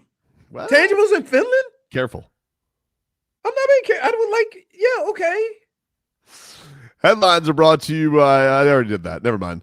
The Marlins, they salvaged the series finale against the Red Sox. They beat them 4-0 yesterday. Otto Lopez stole a base. Red Sox went to Bad News Bears. Javier Sanoja, always coming up with the big hits. Love Sanoja. It's great because he doesn't strike out. He always makes contact. And I tell you what, his version of struggling is having a pitcher throw 12 pitches without hitting one solid. Right? Yeah. Like he battles in the box, and I would just think if I'm a pitcher, annoying, right? Right. So yesterday we played a clip from the Draymond Green show, which you can get on the Odyssey app, but we didn't get to this part of it where he's talking about Klay Thompson, and I was very confused by this take from Draymond Green because he said something that no one's saying, and then he said something that he thinks he created that everybody's saying. So here was Draymond Green yesterday. I don't like how everybody's trying to act oh man, it's Klay Thompson, like Klay to the Heat. Like this is Klay of 2018. And the reason I don't like it is because I feel like everybody's trying to set Klay up for failure. And so I'm going to say it right here, right now. Let's stop acting like 2017 is Klay is going to Miami. I wish sports media would speak to it more like when Ray Allen went to Miami. Like that's the role I'd expect of Klay. Don't try to set my brother up like you about to get the 2017 Klay, so the moment you don't, y'all can bash him. That's bullshit. He's going to year 16 of his career. We obviously know the injuries that he's faced. Yes, he is going to go provide shooting because he shoot the lights out the ball, and when he's 60, he'll be able to shoot the lights out the ball. But don't try to build it up like, oh man, look what happened, so that y'all can tear him down when he's not averaging 20 points a game. That's bullshit. That's what media does, and I don't like that. And so I'm going to say it right here. Let's look at him more like you looked at Ray Allen when Ray Allen was going to Miami. Oh, by the way, when sports media was still kind of a good thing, you know, when you could appreciate Ray Allen going to Miami and the role that he was going to go play, when sports media wasn't trying to build someone up just to slice him down. All right. It's very it's pretty impressive to have a clip of 90 seconds of audio with literally every point being wrong. It's crazy. It really is. Like it's a very impressive thing because Leroy, first of all, who the hell is expecting him to be 2017 Klay Thompson? Like, have you heard has Klay Thompson's father even said that he's going to be 2017 Klay Thompson? Because I don't think that he's even saying that. So who the hell is saying that, according to Draymond Green? Second of all, the Ray Allen thing, that's literally what everybody's saying, is that, hey, let's treat him like, talk about him like he's Ray Allen. Nobody is setting Klay Thompson up for failure. And I almost feel like when Draymond does these things, it's always a self-reflection of himself. And he's like trying to hey, listen, and also don't treat me like I'm 2017 Draymond Green. I'm trying to figure it out. But the cherry on top of it was, when media was great back in 2017 when Ray Allen went to Miami. Draymond. That's when they praised him. That's all that was. Are you crazy? Do you remember what media was like back when LeBron James and the Heat went together? Oh. They literally, media lost and fans lost their mind. And then when Ray Allen went, I mean, the Boston pity party that everybody went for poor Ray Allen, which, by the way, they tried to trade him the year beforehand. Nobody talked. But here's the deal. Boston said they didn't want him and then got mad when he went to Miami. Right. Why'd you say you don't want him? You don't have control of that. Damage is done. The damage was done, but he's like, oh, yeah, you're hearkening back to something that didn't exist. So I was just like, is he like, what was the purpose of that take of him? Because some people were like, is he like taking shots at Klay Thompson? I don't understand why. Who does he's hearing thinks that Klay Thompson? First of all, you're basically saying Klay Thompson's not the same guy, which we all know. He hasn't been the same guy. He had a devastating injury. They won the championship. Pelle from downtown. But I'm trying to figure it out. Like, what the hell is he talking about? I would say this is that in order to make yourself feel smart about a situation, you sometimes have to make everybody else seem dumb. And I think Draymond explaining that made it sound like nobody else is aware except him of what Klay is going to be. Mm-hmm. Right? Right. We've already had this conversation. What can we expect from Klay? 220 to 250 threes a year. Hopefully he can still give us that. Yep. That would be a large improvement from what we had. So nobody's going to be mad if Klay does that. So I don't know when the conversation started and he said Klay going to be able to make threes till he's 60. I'm thinking, we getting what we need. End of story. Very strange. Right. Brittany, you find that to be a strange take from Draymond Green? It's just giving hater energy is what exactly it's giving. And we already know that Draymond Green has a lot of opinions about the Miami Heat and the people on the Miami Heat, so I'm not shocked that he took this stand when it came to Klay Thompson. But it's just an odd thing. Like you call that person your friend, but then you're going to minimize his role on a team. What? Because you're mad that you're not going to be contending for a championship like he is? You know what's crazy, though? I think some people say I have one of the best lines in sports, which Shaq said about Draymond. Or was it? It was Chuck. It was Chuck. Mm-hmm. Mr. Triple Single. Every time I see him talk, I think of that. Like, he could do so much, but you could never depend on him scoring. So wouldn't we understand more than anybody? Wouldn't he be more understanding to understand a role of a player? And I wouldn't have been surprised if he said, look, he made 250 1 year, he made 220, and he went 216 last year. I'm like, if the Heat get that, they're winning. That's it. That's all that needed to be said.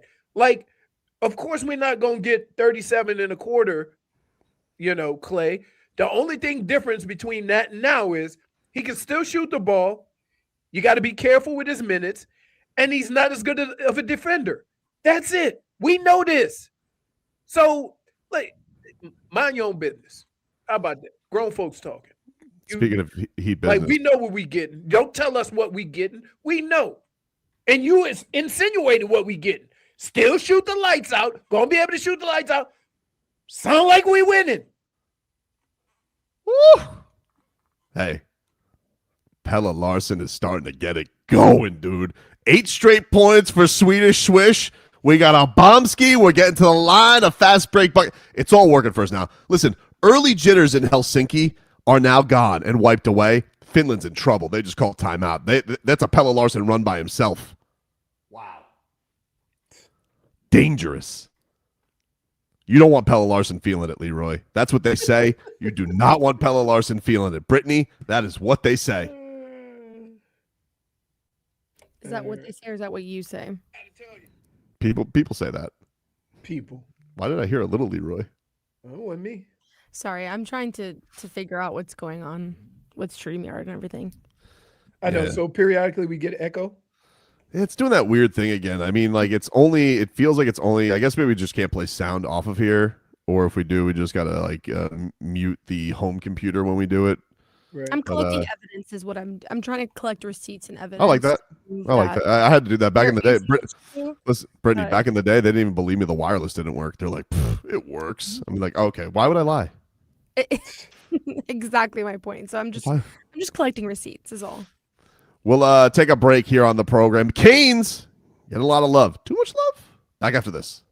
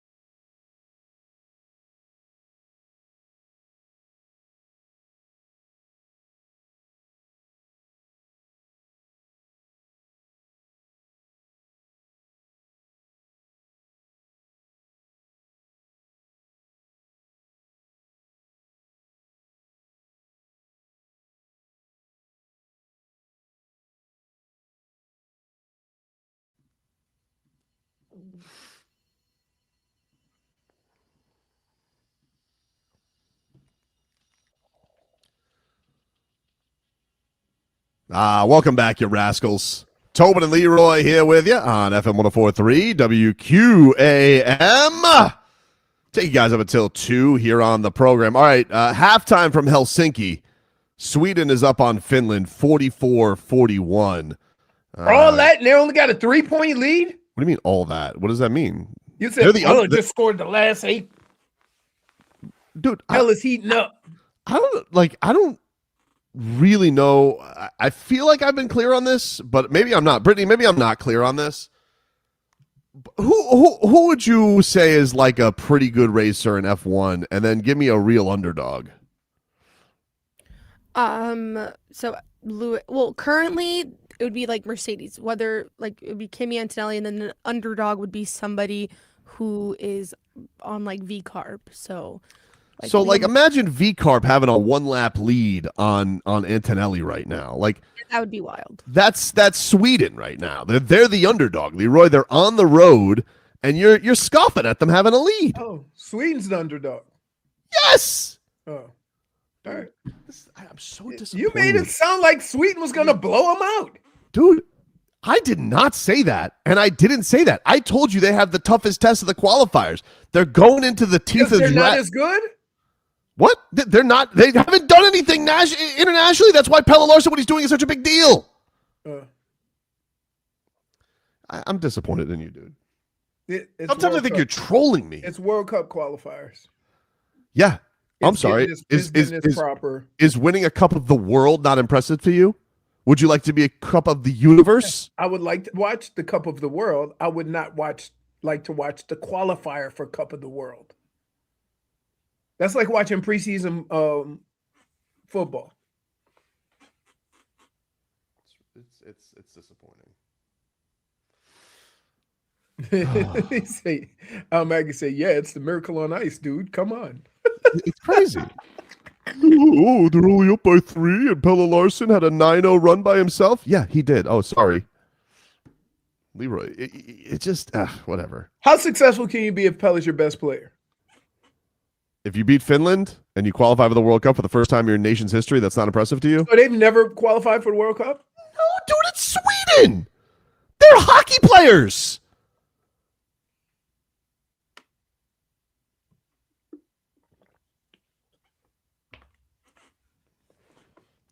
Anyway, get off of this for a second. Brittany, do you think the Canes are getting too much praise? I'm seeing a lot of people pick them to win the championship. Do you like this? Do I think they're getting too much praise? No, I'm yeah, like you know how like you know that Cristobal hates that stuff, right? Yeah, like, but make up your mind. The old rat poison. You complain where they were ranked, and now you're saying they're getting too much praise. Which is it? No. I don't. They are ranked incorrectly, but I'm just wondering about. We're talking about two different things here. See, what you're talking about is an official ranking. What we're talking about is noise, and you got to wonder about blocking out the noise. That's all there, Leroy. The extracurriculars. That's what Mario does. He's a noise blocker. Well, you can only be headphones for so long, and you only have so many pairs of headphones to put on your players. So, anyway. Brittany, do you think there's too much praise? Because I kind of want your pulse on this, because Leroy's, of course, going to give the answer to it doesn't matter. No, I think on paper, and I said this when we were talking about the rankings earlier a couple weeks ago, on paper, the Miami Hurricanes are the best team in college football. There's no doubt about it. All you keep hearing about Darian Mensah is like, nobody's going to understand how good he is until you actually see him play. He has impressed the hell out of everybody during camp this year. And so, no, I don't think that the praise is too much, because there's no reason why we shouldn't be fighting for a national championship this year. In my opinion, with our schedule, with everything, we should absolutely be playing for an ACC championship, be in the playoff, and fighting for a national championship. Question. Who's more impressive? Beck in Arizona or Mensah and what he's doing in Miami? Got to be Beck, right? Because when he left, everybody thought he was the world's worst quarterback. I mean, Beck really hasn't done anything since the Hall of Fame game, because he's been out with a rib injury. Oh, ribs are the worst. Yeah, he hasn't really done anything. Like, he had that awesome Hall of Fame game, and then it's basically been, I think he's been sidelined. I don't think he's done anything. Right. Now, he's going to make the team, obviously. Like, I think he is going to be their unless he's on IR. But, he hasn't really gotten to do anything. But I think And the thing if he doesn't make the team, how quick will Miami pick him up? just bring him back. Just bring him back as a backup. No, I'm talking about the Oh, the Canes. You talking about the Dolphins? The Dolphins or the Canes? The Dolphins. Yeah, they could use somebody. Right. They could use somebody. No, but they got the Minshew mania. One of them's got to shake loose, right? Like they're keeping three quarterbacks. They paid maybe Minshew will be let go.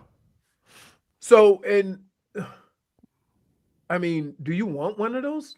Like, no, I don't. I sometimes think like this. I don't want any discard from Arizona because they don't know what the hell they doing. Yeah, it's a fair point. And but so you getting their leftovers? But the thing with Mensa that I think I'm excited about is he is coming in, obviously, with the resume. Like, he's not as old as Carson Beck was. Like, it felt like we were getting, some more training wheels on this. Like, Mensa, he could go to the draft after this year. But, I think it's interesting to bring somebody in who it's like you said, Brittany, a little bit more talent around. Now, I know he's got his A1 intangible coming with him. He doesn't go anywhere without Barkate. So, but now you got Malachi Toney to add to the fold with you with that stack of running backs, and your coach isn't Manny Diaz. He just said, and your coach isn't Manny Diaz. Plus, I feel like they got a good, I think the Canes are in a good spot as far as any kinks at this offensive line, all the young guys they're going to have to replace. Like, they are going to get a good slow roll up into conference play, then to the Notre Dame game, which is kind of the real crescendo of the season before we get to the playoffs. I would be careful just saying with all the new linemen, because college is a little bit different in that you're grooming these guys because they're playing behind first-round picks and high draft picks, so they're not getting playing time. Mm-hmm. And it doesn't mean that they're not good enough. It's just that you've had a couple of offensive linemen that played for 2 years. So when the new guys step in, seeing how it's been done and seeing what's going to be required and going out there and knowing that the standard has been set, I think they could pick up where they left off. It's a mentality more than anything. Timbo slices ACC champion Manny Diaz to you. You're right. Sorry. Respect where respect is due. I apologize. Didn't he barely have a winning record? They did have. I know. Well, a champion's a champion, Huh. I don't think they take the title away. Did they get a trophy for that? I feel like you get a trophy for that. The ACC championship? Yeah, you got to get something cool for that. Absolutely. You get the big trophy with the ticker tape, with the paper thrown. Where they play in Atlanta? Charlotte. Everything's in Charlotte. Charlotte? Yeah, everything's in Charlotte when it comes to the ACC. That. You want to know what's wrong with the ACC? That's it ain't Charlotte. The teams. It ain't nothing. It's the fact that you put a system in place where a 7-5 team won your conference. Oh, I thought you were just going to say that the issue is it's in Charlotte. I was like, never been. I don't know. I was there. Oh, that's where they stole your socks. Yeah, no, they didn't. Well, they charge you. They charge you. Charging them. It's crazy though. Everything's downtown, so your practice field when you're practicing is right amongst the skyscrapers. That is right next to the stadium. That is a bit of a weird setup. Yeah, you practice right outside the stadium. Green Bay is right across the street, I think. There's a couple of places that do it that practice in the Dolphins. The Dolphins are right across the street right now, right? They moved to yeah, they're right. That's right. Right across the street. There's a lot of teams that do that. You want the Sun Sentinels 3 keys to the season? Yeah, we lost 2 of them, and we're relying on this 1 key. They did lose 2 good keys, very disruptive keys. Right. And then mauling keys. All right, let's hear it. Keys. Let's hear it. The Sun Sentinels' first key: build the offensive line. They lost 4 of their top 6 offensive linemen to the NFL this season. The unit is near complete rebuild for Cristobal and offensive line coach Alex Mirabal. The building blocks of another strong line are on the roster. 2 players who were key contributors last year, Matthew McCoy and Samson Okunlola, Pancake Honcho, returned as an anchor to the line. That's his nickname, Pancake Honcho. Pancake Honcho. You like pancakes? Of course you do. No. What? I don't like pancakes. I like waffles. Brittany, you like pancakes or waffles more? Waffles. Yeah, it's the crunch, right? The little crunch on the outside. Yeah, sometimes pancakes get too soggy. Especially Yes. if on them. See? They can get like gritty almost. I like that. You like pancakes more? Yeah, well, I like, you could cut the hole into it, and you could put the syrup as like a soaker, and it goes through. Just a real delight.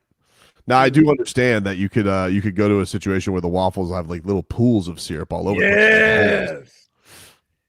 So do you cut the waffle? Do you put the butter and then the syrup, then cut it, or do you cut it and then put the syrup? Oh, absolutely not.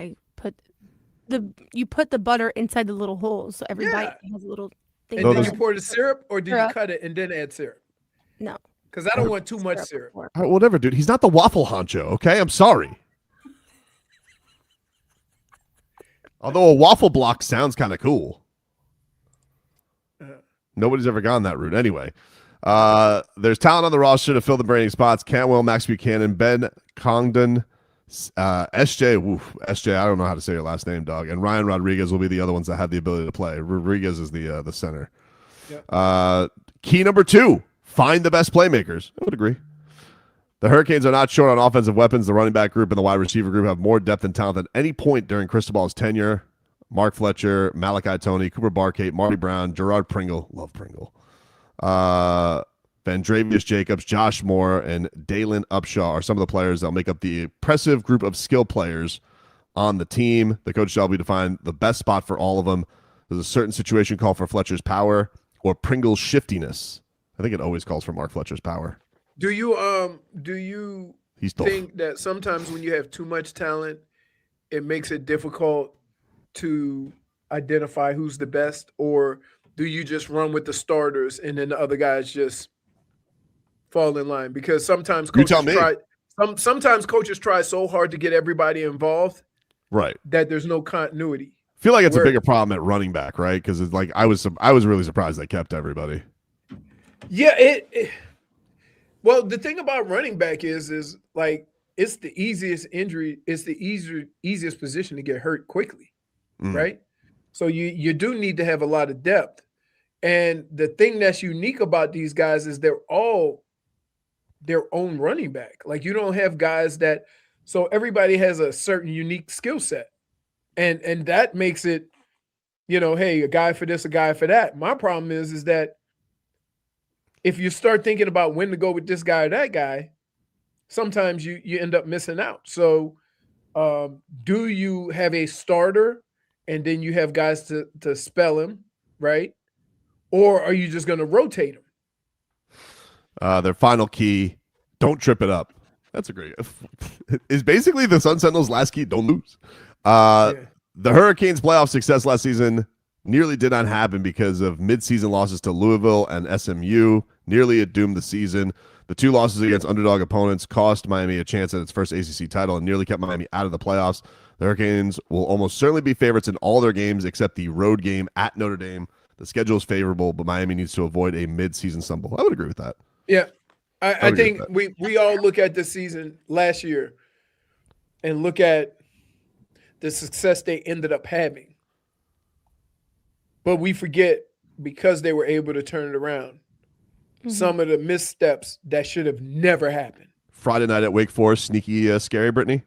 No. It's a sneaky, scary. No, it's a sneaky, scary game. Any Friday night game away when you're a Miami Hurricanes fan, it gets you a little worried. It gets you a little worried. ACC Friday nights on the road are trouble, Leroy. It's trouble. Yeah, I know. It's trouble. It's a trap game. I think about a couple years ago against oh my gosh, NC State. It was like a Friday night game. They always, those weekday night ACC road games, just Friday nights, we always were worried back in the day about sleepy nooners, but Friday night ACC on the road, trouble. I think it's nooner. Do we call it prime time? Friday night prime time? I don't know what they call it. Or it's just Friday. That everybody's got to worry about, like Friday nights ACC on the road. I just, you always got to be careful with those. They should win. I mean, like Wake Forest wasn't a bum last year, but it's Wake Forest. I mean, you should have beat SMU on the road last year too. True. Like Very true. you could say that about so many, and the Canes are so notorious for losing the games that they shouldn't. Handsome Isn't it? I mean, isn't it like a wild card taking a whole bunch of young men on the road? Like, it's kind of like we're sitting here 18, 19, 20-year-olds and just saying, you got to go when you're on the road trip, treat it like a business trip and be professional. And we're like, okay, And where the hell is this? Is Winston-Salem? Is that where they play? Winston-Salem. Is there anything oh, cool like to the do? cigarettes? No. I don't know, dude. Yes, it is. Winston-Salem cigarettes. I agree. It used to be, didn't NASCAR used to be that, right? Winston-Salem? Yeah, it used to be the Winston, I think so. Back I in the have day. no idea. All I know about Winston-Salem is that it's in the middle of nowhere. It's a cigarette. and it's literally a college town. That's all. You can't even fly directly into. You have to fly an hour and a half away from Winston-Salem in order to fly in there. It used to be the Winston Cup. Yeah, it wasn't off. There you go. I didn't know they had a NASCAR track. Whoa, Big lightning, dude! Sideways. Oh man, really? Trees are just. Handsome Daffy says, so are you guys saying the Stanford game will be scary? But I agree with Dade Salver. He says the first game is different. It's not in the midst of the schedule. They know they've been preparing for a Friday night game the entire time. The hardest thing in sports is I would say, especially football, is you're excited about starting, right? And you start the season and you have like that 2 or 3 week rush of the season. Then school starts and then you're like, you kind of level off, right? As far as, okay, this is what I got on Wednesday, this is what I got on Thursday, travel on Friday, game. And then it's not for lack of effort, but you kind of lose that enthusiasm as you get into a routine. And that's where coaches come in to kind of keep that energy up. Because what happens is these guys go on the road and they're like, oh, this is not so-and-so, this is week 6. And you just start thinking about the weeks and not who you're playing. And it's a coach's job to keep that energy, to keep, hey, guys, and you always hear these coaches say, no matter how bad the team is, hey, they got some talent over there. They're trying to do that, but you also can't treat your players like fools. Well, that's a good question. It's like, do you think that having that Notre Dame game kind of in the middle of the season is helpful or harmful? It like, man, the hardest thing is to kind of judge what a young mind is going to be thinking. Like, how do you know? Because here's the other thing. People are going to ask them about Notre Dame in 2 weeks, like 2 weeks before it. And they're going to say the right things. But you start thinking about, oh, national TV, there's a big game right here. We beat them last year. We got to, run up through them and stuff like this and not task at hand. Well, it's going to be the thing that's going to be interesting is Notre Dame, because the Canes are living rent free in their head for a year now. Like, the chatter from there is going to be very they're the ones who I think are going to yap first, and then you can't take the cheese that they're going to try and put out there for you. But listen, man, 18-year-olds, 19-year-olds are gullible for the cheese.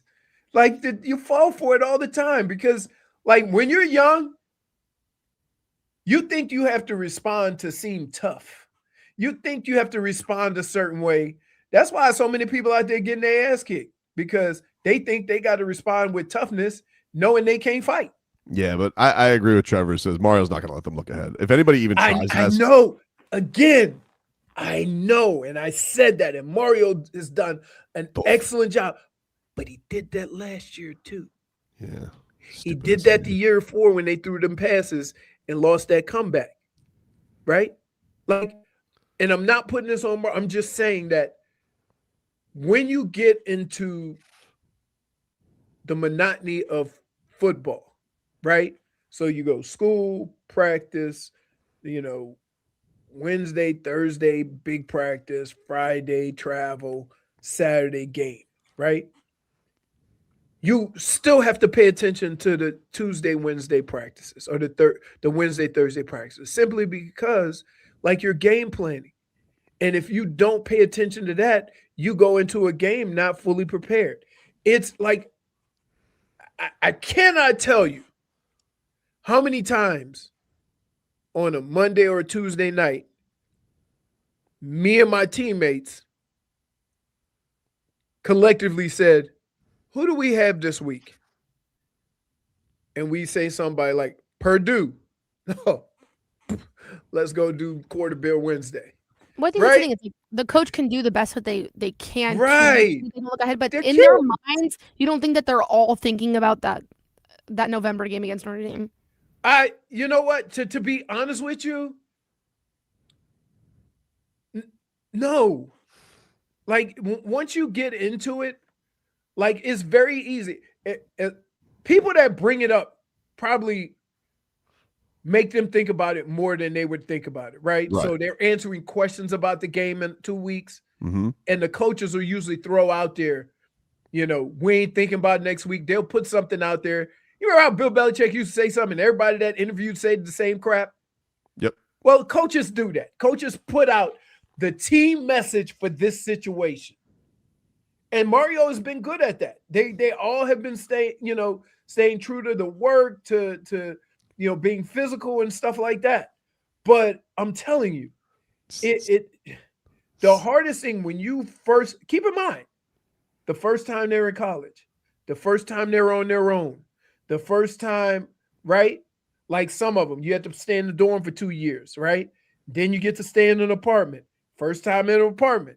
You ain't got to worry about all the, going through to get to your room. Like there's a lot of things that happen, and I'm not saying it's for like guys aren't trying harder or not giving effort, but I'm saying that as you go through the different stages of college life, sometimes you just say, okay, Wednesday practice, Thursday practice, like you're just doing you. You ain't even paying attention who you playing with, and then that's how you get bit. Yeah, that's going to be an interesting thing because it's like you lose all that experience and you lose a lot of leadership as well. So who are going to be the new guys? You ain't got the guy like the Ruben Baines or the Mesidors that could go through that locker room and say something and say, what you going to do, right? So, like, and keep in mind, they lost 2 games in a row with some of the most intense players on the team. We'll take a break. More to come here on the show. We're back after this.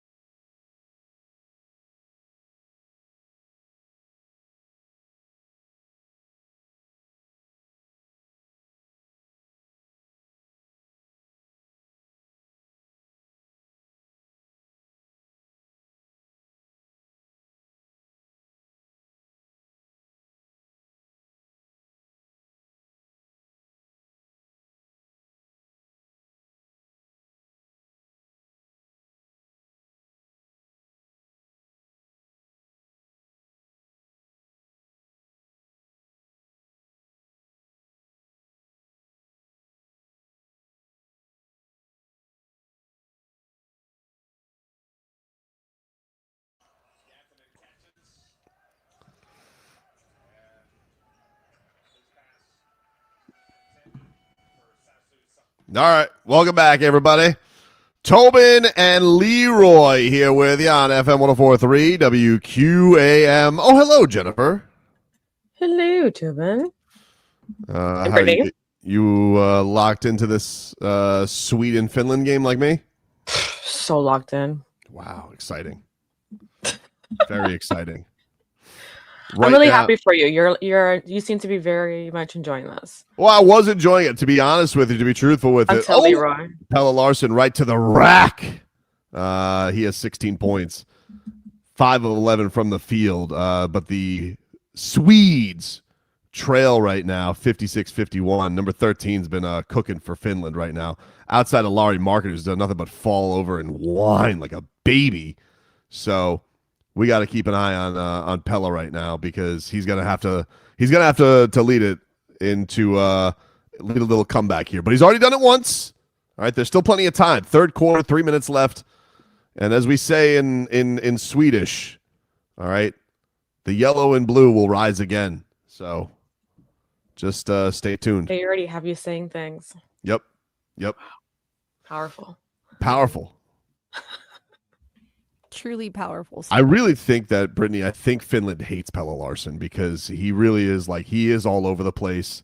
He engages contact, and they really have the referees just furious. They're really furious, the referees, for Pelle Larsson. I guess you could call them antics. Mm-hmm. Yeah, I mean, he has the same antics in the NBA, so they just clearly didn't scout him well enough then. Yeah, it's like, look, if you don't know what Pelle Larsson's going to do, that's on you. I'm sorry. You didn't scout. You didn't watch enough film. Bergender's going to have to ride in here. And a lot of the times, people really look at this. This is really like a Swedish pairing of Dwyane Wade and Shaquille O'Neal. Bergender's really got it going today. You need to calm down. What? You need to calm down. I'm telling you. You only say things like that when Leroy isn't around. 100%. I would say it if he was around. Mm-hmm. Yeah, okay.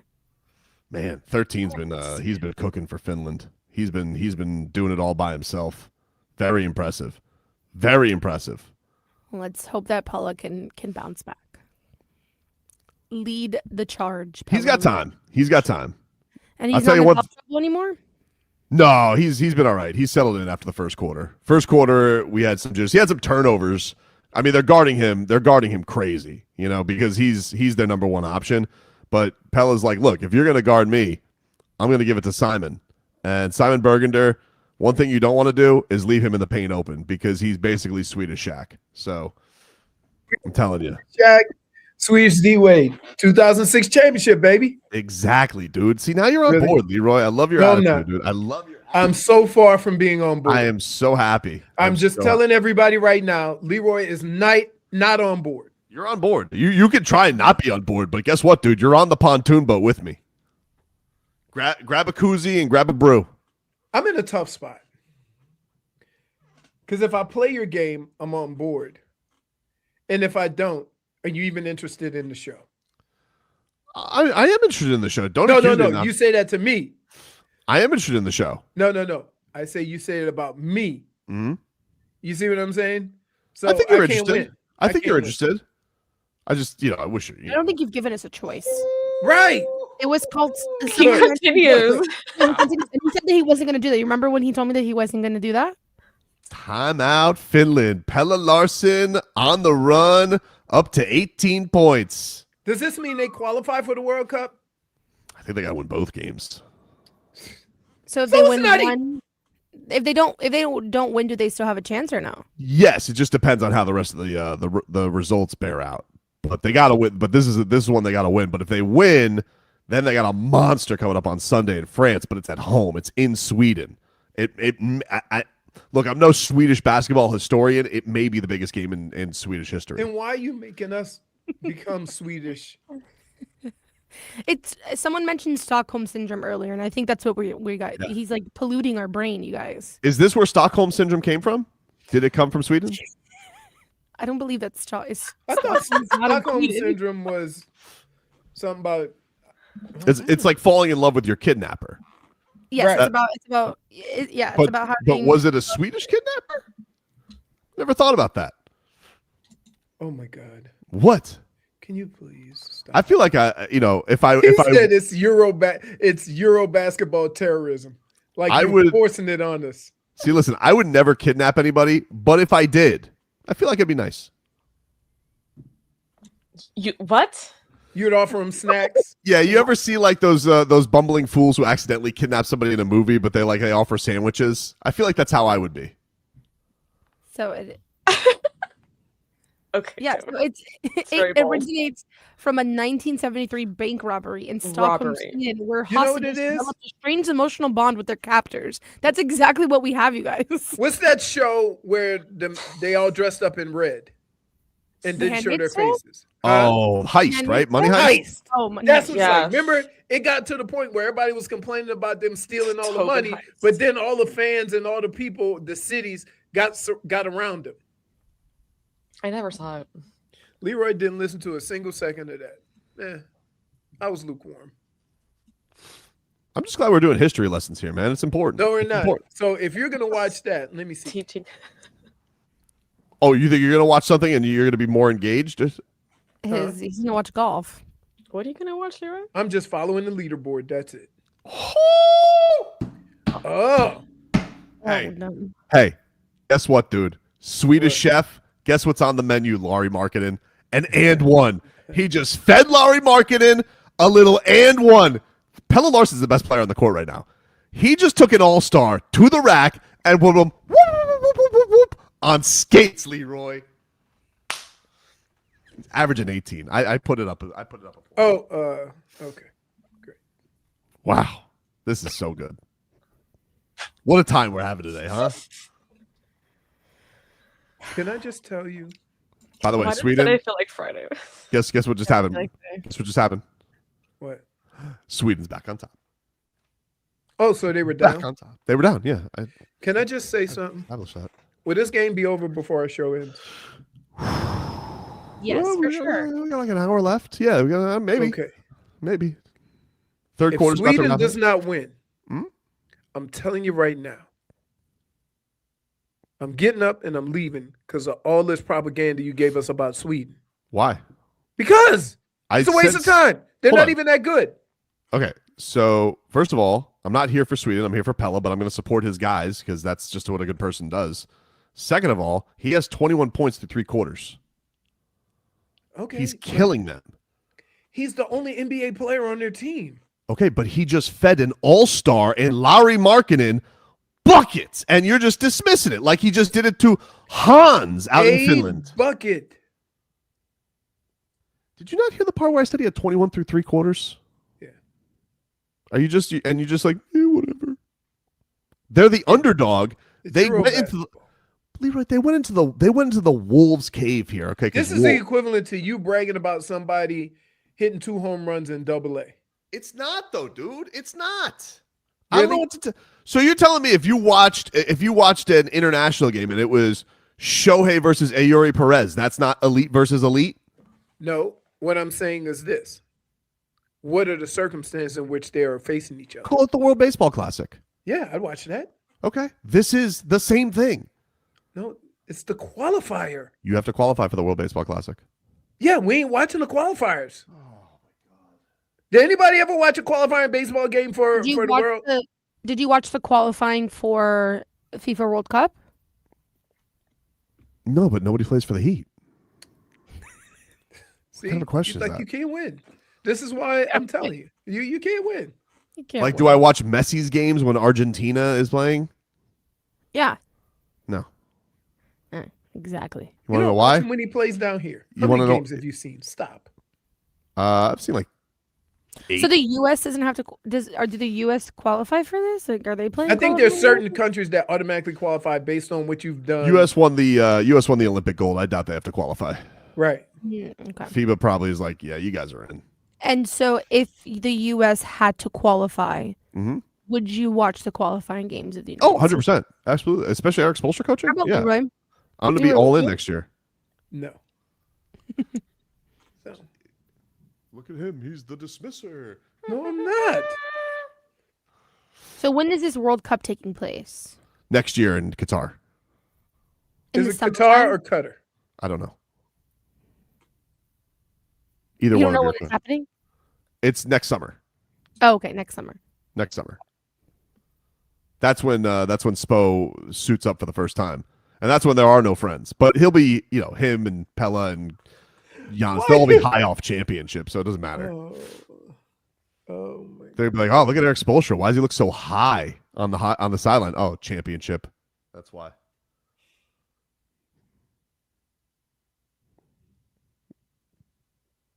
Dade Stout says, "I'd rather have Love Island talk at this point." Jeez, you guys really are bumming me out. At least Jennifer's along for the ride. No, she's just being quiet because she doesn't want She's any a Heat part of lifer. it. That's why she's a Heat lifer. She wants no part of this conversation. I don't understand why you wouldn't want any part of this Dolphin Kane conversation. said, "I watch Swedish YMCA before I watch golf."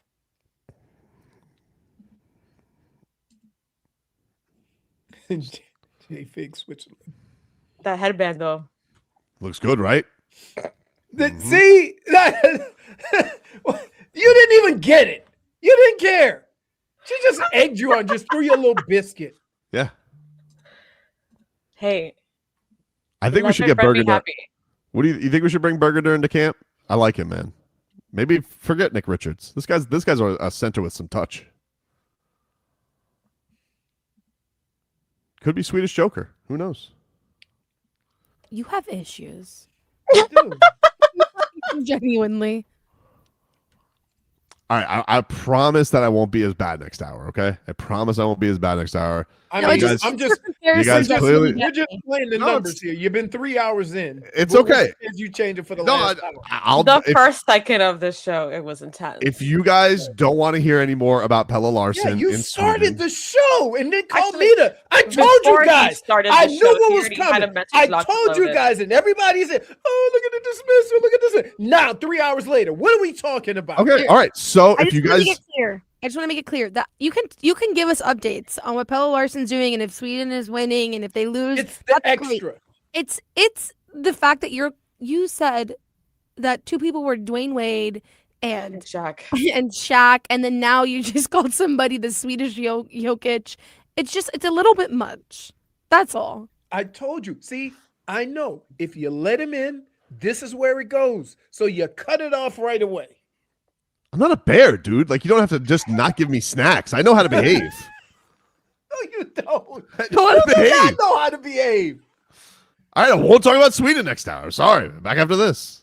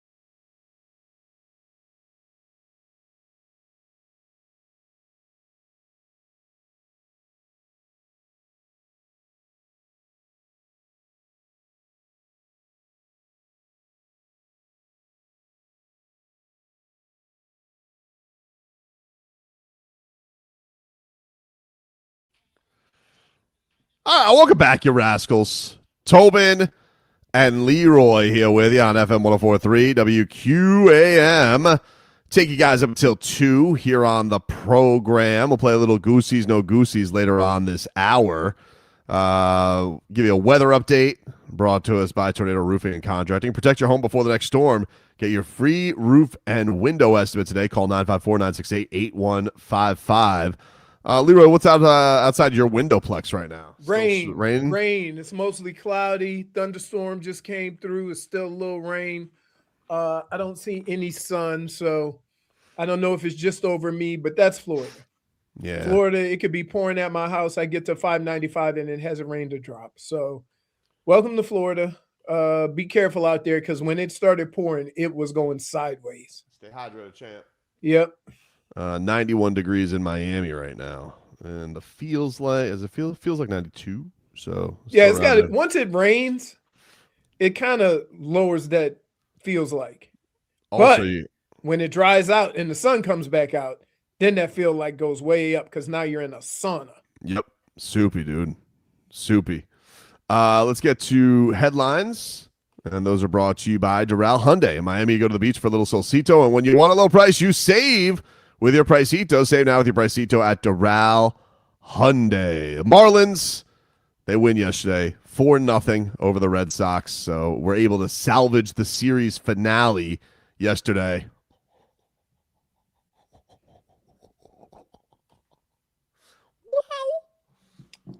So that was great. Meanwhile, the Dolphins are going to wrap up their preseason tomorrow. Isn't that interesting? Just say it. Just say it now because you're going to do it. Swedish swish. It's not Swedish swish. Why? Swisher Swede. You don't get to make nicknames if you're not in on Sweden. Swisher Swede. You don't get to make nicknames if you're not in on Sweden. More people get that reference than what you're saying. Oh, you think that more people get your niche reference than it's not a niche reference. Everybody know what a Swisher Swede is. One of the most Everybody knows what a Swisher Swede is. And people don't know what Swedish fish are. People don't know what Swedish fish are. Swisher Swede. Did you know that? This is a ridiculous quibble, number one, and you're feeding into what he wants. Put a poll up. I don't need to put up a poll. Because you know what the answer is going to be. This is an unnecessary poll, by the way. I just don't, you call him what you want to call him, which is you don't want to call him anything because you think that you basically have, Matthew Dellavedova. Swisher Swede. Dude. I don't get that. I don't know what you're talking. You don't know what a Swisher Swede is? No. Unbelievable. Wow. Right. Leroy realizing in real time that he's alone. Also, it's a tangibles, intangibles thing. Yes. So, Speaking of intangibles, Larry Markkinen at the line. Just kidding. They're all intangibles. That's not true. That's not true. Sweden has a tangible on the court right now. Really? Yep. What's his name? He played for the Pistons, I believe. Oh, really? Okay. All yeah. Right. Okay. Oh my goodness, he's got that fake. Back to the line for Pelle. You can't do Dutch Masters, Josh Hart, because he's not Dutch. Bobby Klintman. I don't know if it's Bobby or Bobby. I feel like it's Bobby, but he spells it B-O-B-I. That's Bobby without the extra B's. That's what I would think, right? Yeah. They definitely called him Bobby when he played for the Pistons. Yeah. One Bobby what? Klintman. Ooh. Bobby. Klintman. C or K? K. Oh, look, it came right up. K-L-I. Let's see. Schmeeth and Schmolik says, this is why Gullen retired. Perhaps. Oh, how about this? Yeah? He went to school at Wake Forest. Did he really? Yeah. Swedish. And got drafted by the Timberwolves. This 13 dude on Finland, though, he's cooking. It's going him and Pelle shot for shot. Now Pelle leads 25 points. I didn't keep my promise. I apologize. I usually like to keep my promises. You're the only one that thought you would, to be honest with you.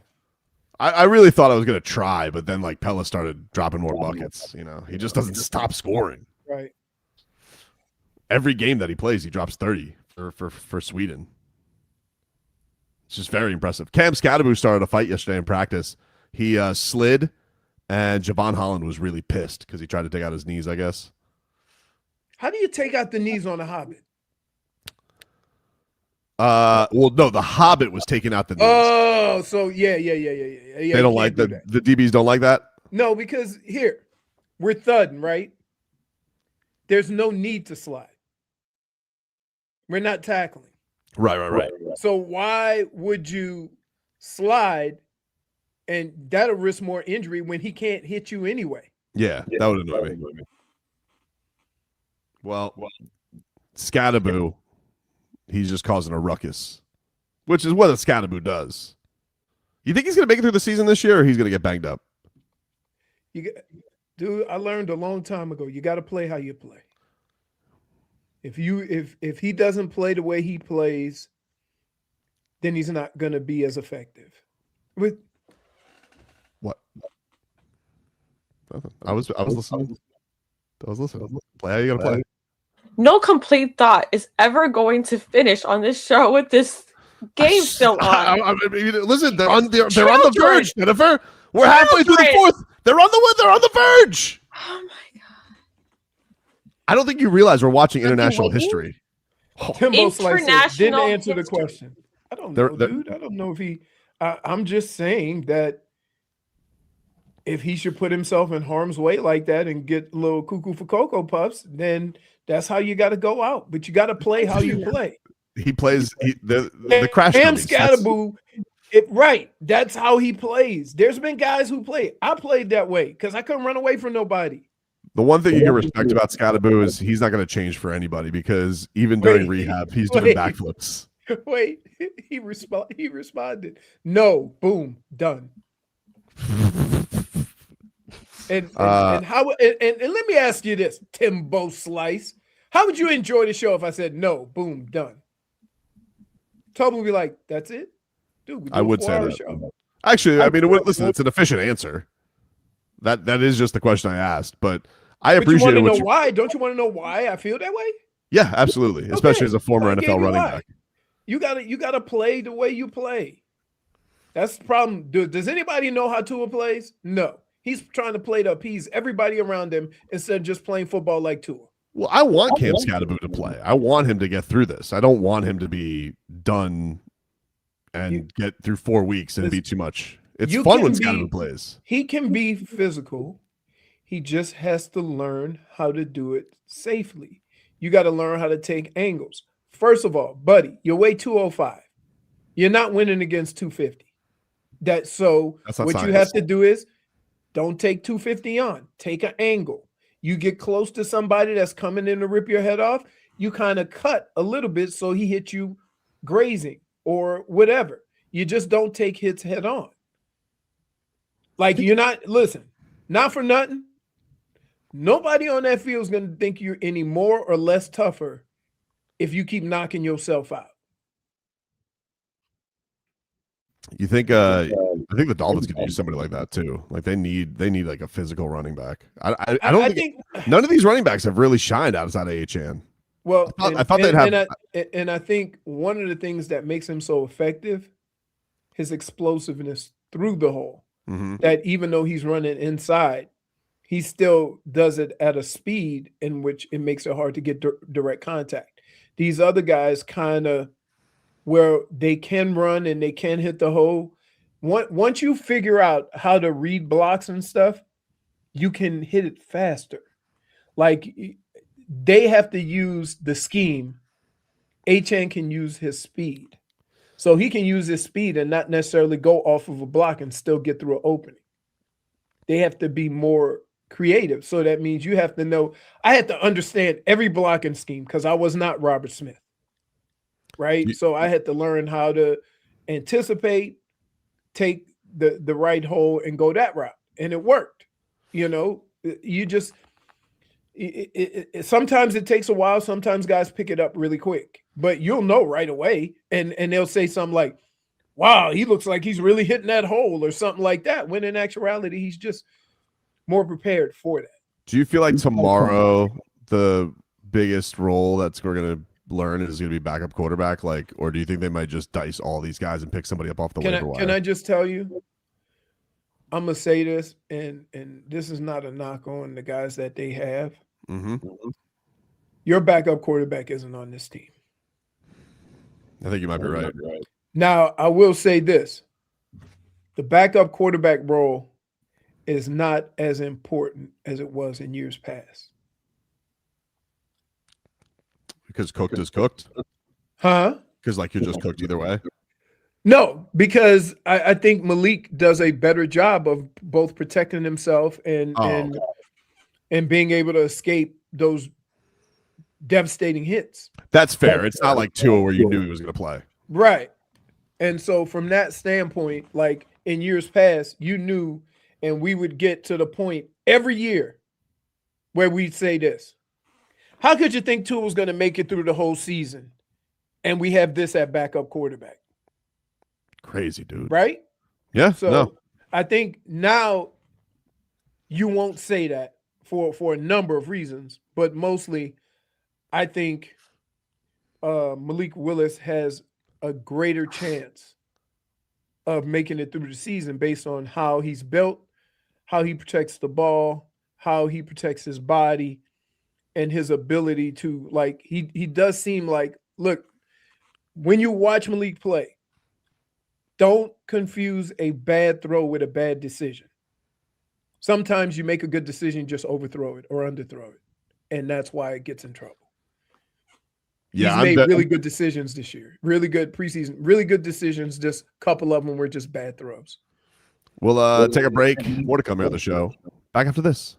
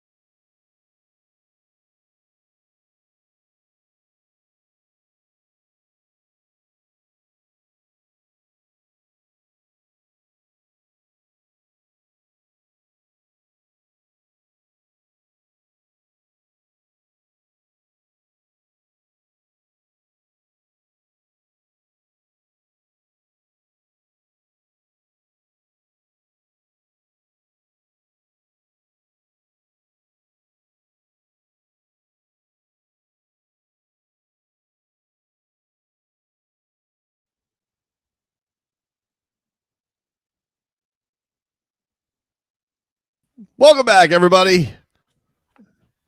Tobin and Leroy here with you on FM 104.3 WQAM. Hey, do you have what it takes to bring the heat? The Miami Heat are putting out a casting call for the 2026-2027 Hoop Troop team. If you're a high-energy performer who's comfortable in front of the camera and knows how to hype up a crowd, this one's for you. Strong dance and performance skills matter, but so does not being afraid to put yourself out there. Come help create the energy inside the Kaseya Center. For more information, visit heat.com/hooptroop. Check that on out. All right, we have just under 90 seconds from Helsinki.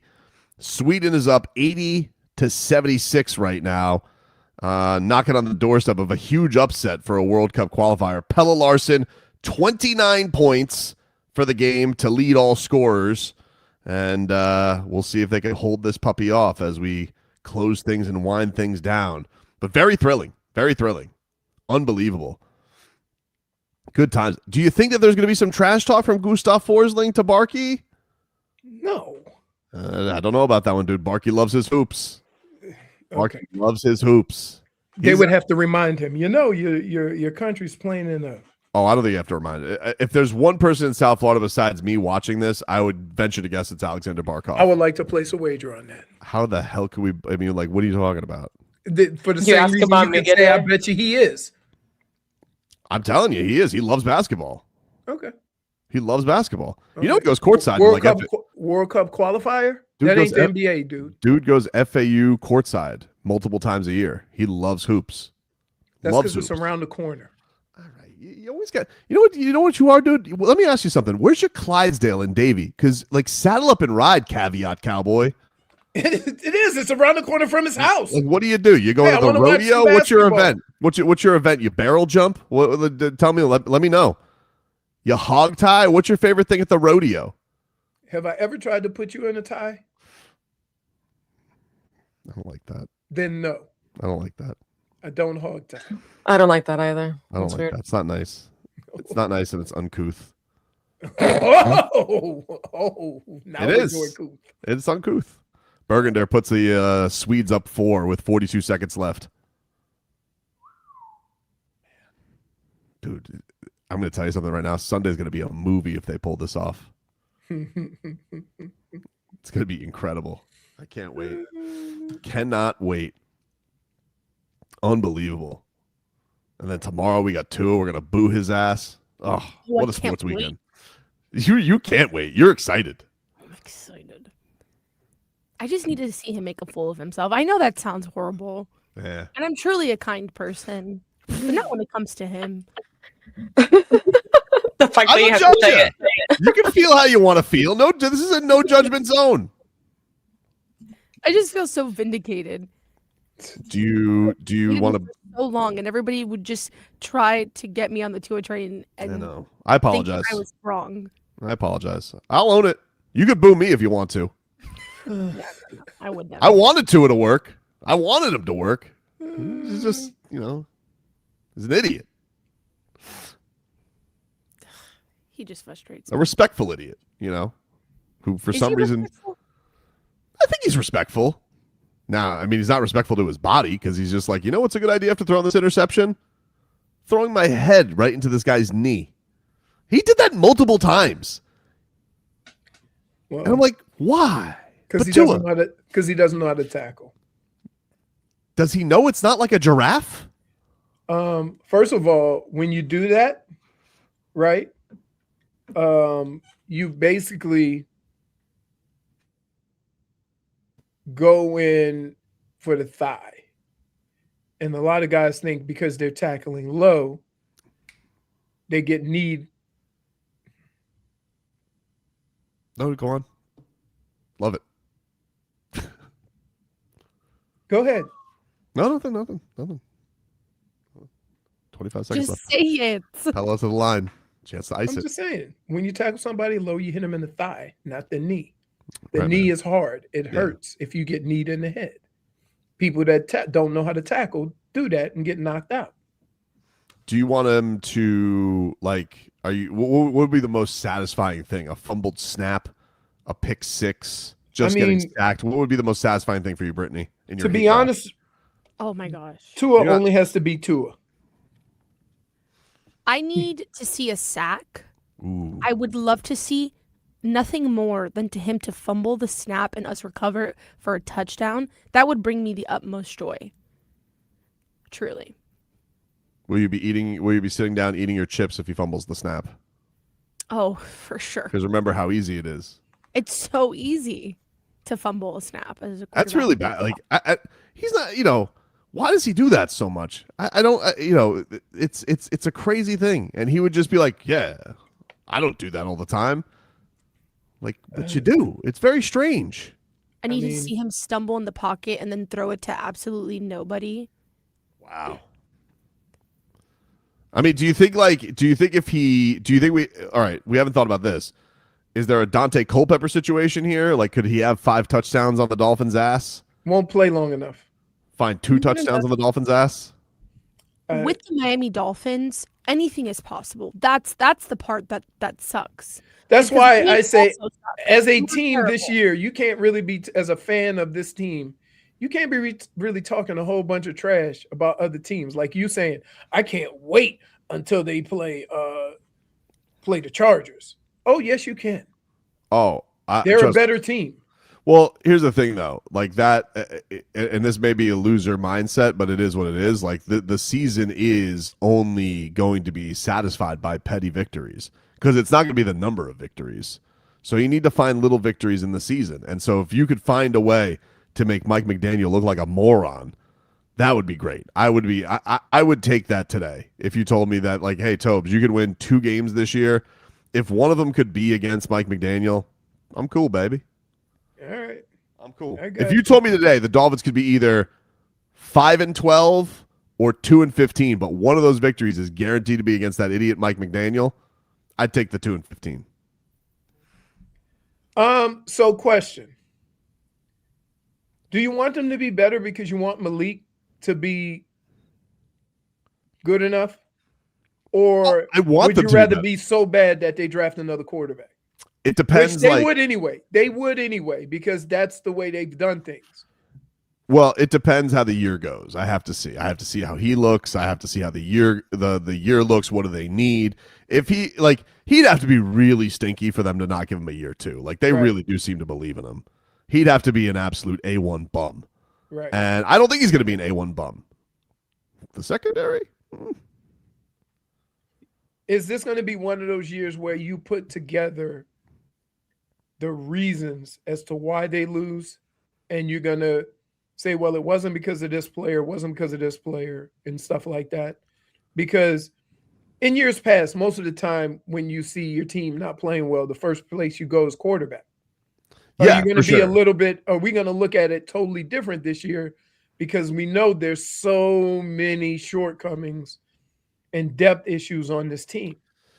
Yeah, it's an interesting thing because even as an unproven guy, does anybody really feel like he's going to, from the outset, feels like they're the number one issue? I don't think so. Now, if he turns the ball over like crazy, I mean, I'm sure anything can happen, but I don't think that's everybody's fear. I think they know, like, hey, this guy's got a bunch of babies at receiver, not a lot of talent, that's proven.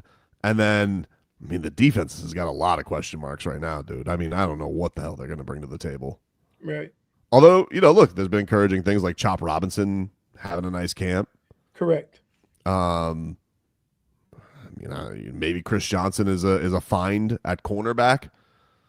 But I mean, safety, dude. I mean, who are these guys? Let's be real about it. Like, who are the rest of these guys? Do they even have enough corners to like, have a nickel corner out there? Do they have those guys?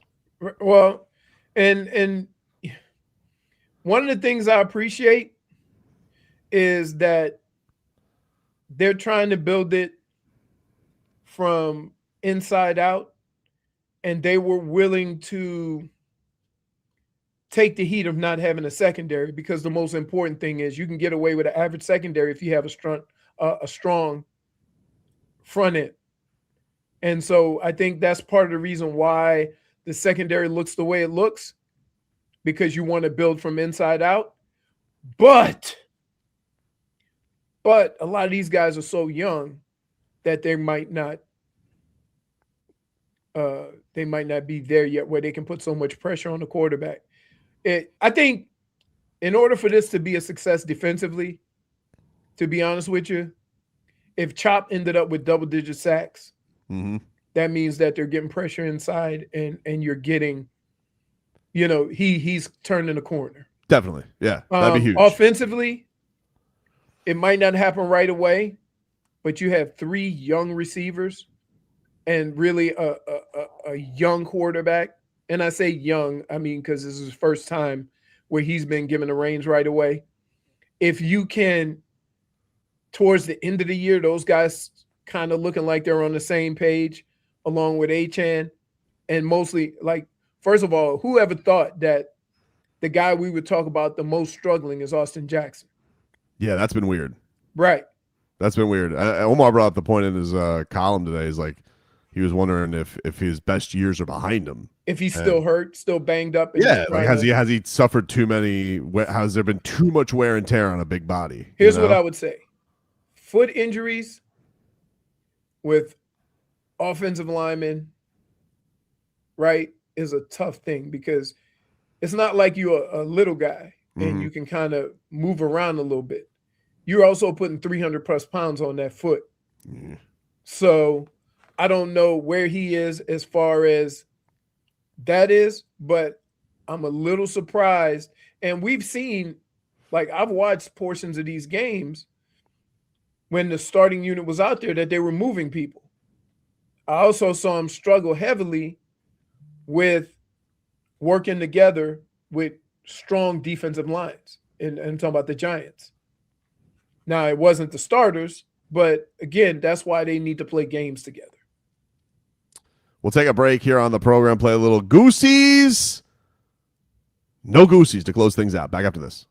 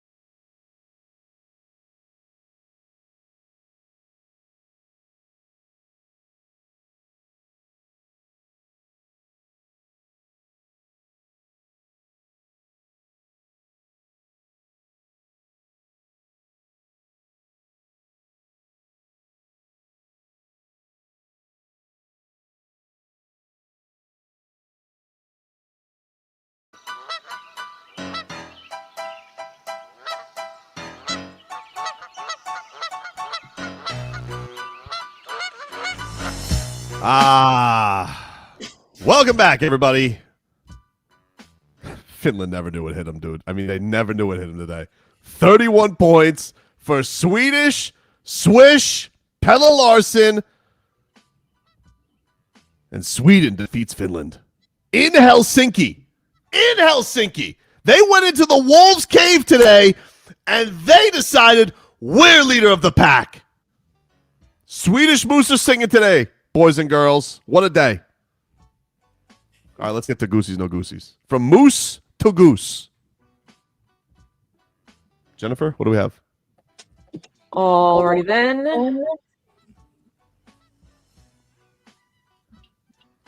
All right, how do we feel about preseason ending tomorrow? Goosies. I'm ready for it to be over. Please, mercifully, over. I please. agree. It's been too long. Even though it really never got started, I just give me the. You guys don't care. I tried. You know what? I tried to care, and you decided to spit in my face and say, you know what, Tobin, this doesn't matter. And I'm like, all right, fine. I guess just give me the regular football. I tried. You tried. I tried to make it mean something, especially with this young team. And now we treating everybody like seasoned veterans. I'm rats off a ship because you know when they're going to develop the first month of the season. And you know who pays? The people watching that crap. Yep. Disgusting. Jennifer, where are your Goosies? Or no Goosies? Goosies because let's wrap it up already. Let's get to it. Brittany? I'm Goosies because it's ending, but I'm also have Goosies because I can't wait to see Tua in the preseason. She is so excited. I'm so excited. What are you gonna do if he lights the Dolphins up? I'm gonna crawl into a hole and then he won't see me for a while. What's number 2, Jennifer? The Pro Bowl ending. Torn. I mean, if it was old school Pro Bowl, I would be no Goosies. But I'm Goosies just because it seems necessary. What's the point of it? It wasn't even a football game anymore. It was an accomplishment. It should just be named an award. So I guess Goosies for self-awareness, but also no Goosies for them ever getting rid of it in the first place the proper way, you know? I don't know. Leroy? I think once they Pro Bowler, does this give you no Goosies or Goosies? I think once they stop playing football, because it was always about the week, right? And I think it was really cool that you got to meet and hang out with guys that you didn't know throughout the league. You know, so you had your friends, but you got to meet other guys that hung out in the group, go golfing, do a whole bunch of other things to kind of unite guys that you never met or ever played against or with. Once the game changed and it became Pro Bowl games, then just throw it away. Like they tried, I think just being named, do it like they do the Gold Glove, right? You know, Gold Gloves and silver, whatever they call that, Silver Slugger. Silver Slugger. Now there's a Platinum Glove, right. And I'm like, hey, when did who made you the sheriff of gloves? Right. So as long as you get the recognition, but I would say do all conference, all NFL. Jennifer, your Goosies or no Goosies? I agree with Leroy. Okay. Pro Bowler. Pro Bowler Leroy. Even though nobody wanted his Browns helmet. No. Sorry, man. Brittany, Goosies, no Goosies? I have Goosies about it. It's been a laughingstock for a couple years now, and I think it's lost its, honor and flair. So I'm glad that the proper people that deserve to be Pro Bowlers and celebrated for that are going to be able to have that now. Shmi then Schmolnik says, Tobin, you've been hell stinky. Damn, dude. He's good. I have no regrets. I enjoyed this afternoon and this morning. It was a great day. Give us one more, Jennifer. Michael Jordan not returning to NBA on NBC this year.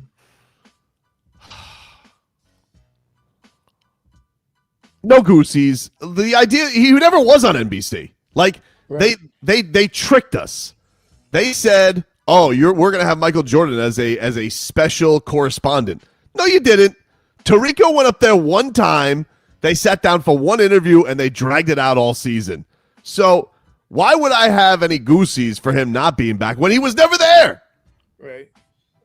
The only thing I get goosies for with NBC is Round Ball Rock. That's what I like. Otherwise, I'm an Amazon Prime guy. That's the best national broadcast these days. Where are your goosies, Leroy? I got no goosies. There were never gooses to be had. Right. Right? He was there one time. Everybody got excited. They probably paid him a lot of money and then said, hey, we want you to do this, this, and this. And he said, nah, I'll pass. It was useless. It was like a kangaroo that can't jump, dude. Ridiculous. A kangaroo that can't jump. Useless. Yep. You got the goosies for Michael Jordan? No. Deception. Lies. Lies. He likes F1 better anyway. That's what he does. He likes racing. That's what NASCAR. He does. He is NASCAR. that's just like I said. He loves. Yeah, right. He loves racing, and so Michael Jordan. That's what he should be. He should be an F1 correspondent because that's what he loves now. He loves racing. NASCAR. Right. That's racing. Well, part of it is because he has a team. Hmm? Doesn't he have a team in F1 now? Yes. No. Right. He does exactly. No, in NASCAR, he has a team. NASCAR. I thought. Why are you egging him on? They call it Road Jordan. Seriously. But isn't his guy winning? His guy won this year. Yeah, at F1. He's won. Yeah. No, in NASCAR.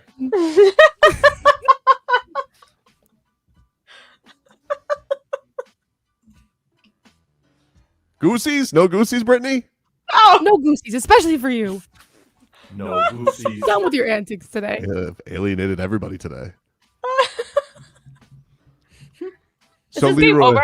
Yeah, that's it. That's it for goosies. No goosies. No, I meant your game. Yeah, you didn't see him fist pump? Your game. Yeah. No, the Swedes have risen and they have sent Finland home packing. Well, that's what your private message was about. Yeah. Okay. Finland goes down. Larry Markkinen, big choke job today. Because he looked across the court and he saw the true blue NBA star. Larry Markkinen. You want Larry Markkinen's numbers today, Leroy? Huh? Larry Markkinen, 11 points, 2 of 13. So that means you did that so you could give us Pelle. Well, I mean, if you're asking for Pelle Larsson statistics, I'll give you Pelle Larsson statistics. 31 points today, 9 of 17, 11 of 14 from the free throw line. I'll tell you one, though, he squeaky cheeked the ends of the end. He could have iced it a little bit quicker. 2 of 7 from downtown. Still not a good shooter. Yeah. Take some bombs, though. How was he from 3? I just said he was 2 of 7. Oh, okay. I missed it. 2 of 7. What a guy. He has changed Swedish basketball as we know it. Really? Yep. No longer a hockey country. Oh, my goodness. What is wrong with you today? We knew this was what was going to happen. We knew it. Do you want the good news? Why are we wait, Brittany? Why are we shocked? What? We knew this coming into the day. I don't know why you're shocked. I'm not shocked. I tried to cut it off, and everybody calls me a yum yucker. Do you want to know the good news? What's the good news? The good news is Serbia plays tomorrow. During our show? No, it doesn't start till 2. That's thank God. But it will be on during Gameday Uncensored, maybe. Oh no. I still have to deal with him during Gameday Uncensored. Featuring.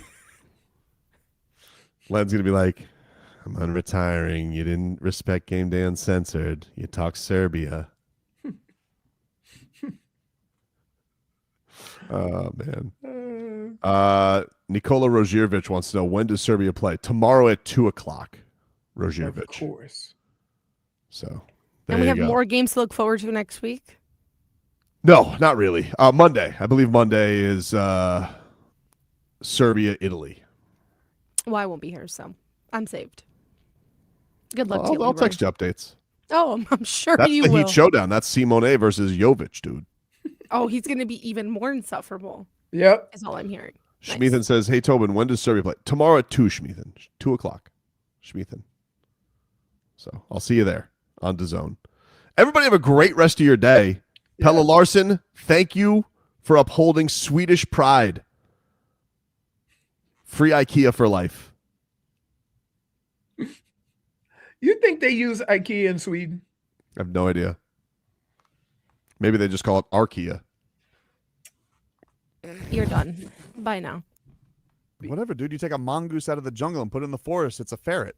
Clip that, because if I was anywhere near you, I would punch you in the throat. Once again, Wembenyama cannot come through in the clutch. Ho ho. Who's that? Senor Cinzano. And, Odas are a grind. I'll see y'all when I see y'all. Odyssey stars.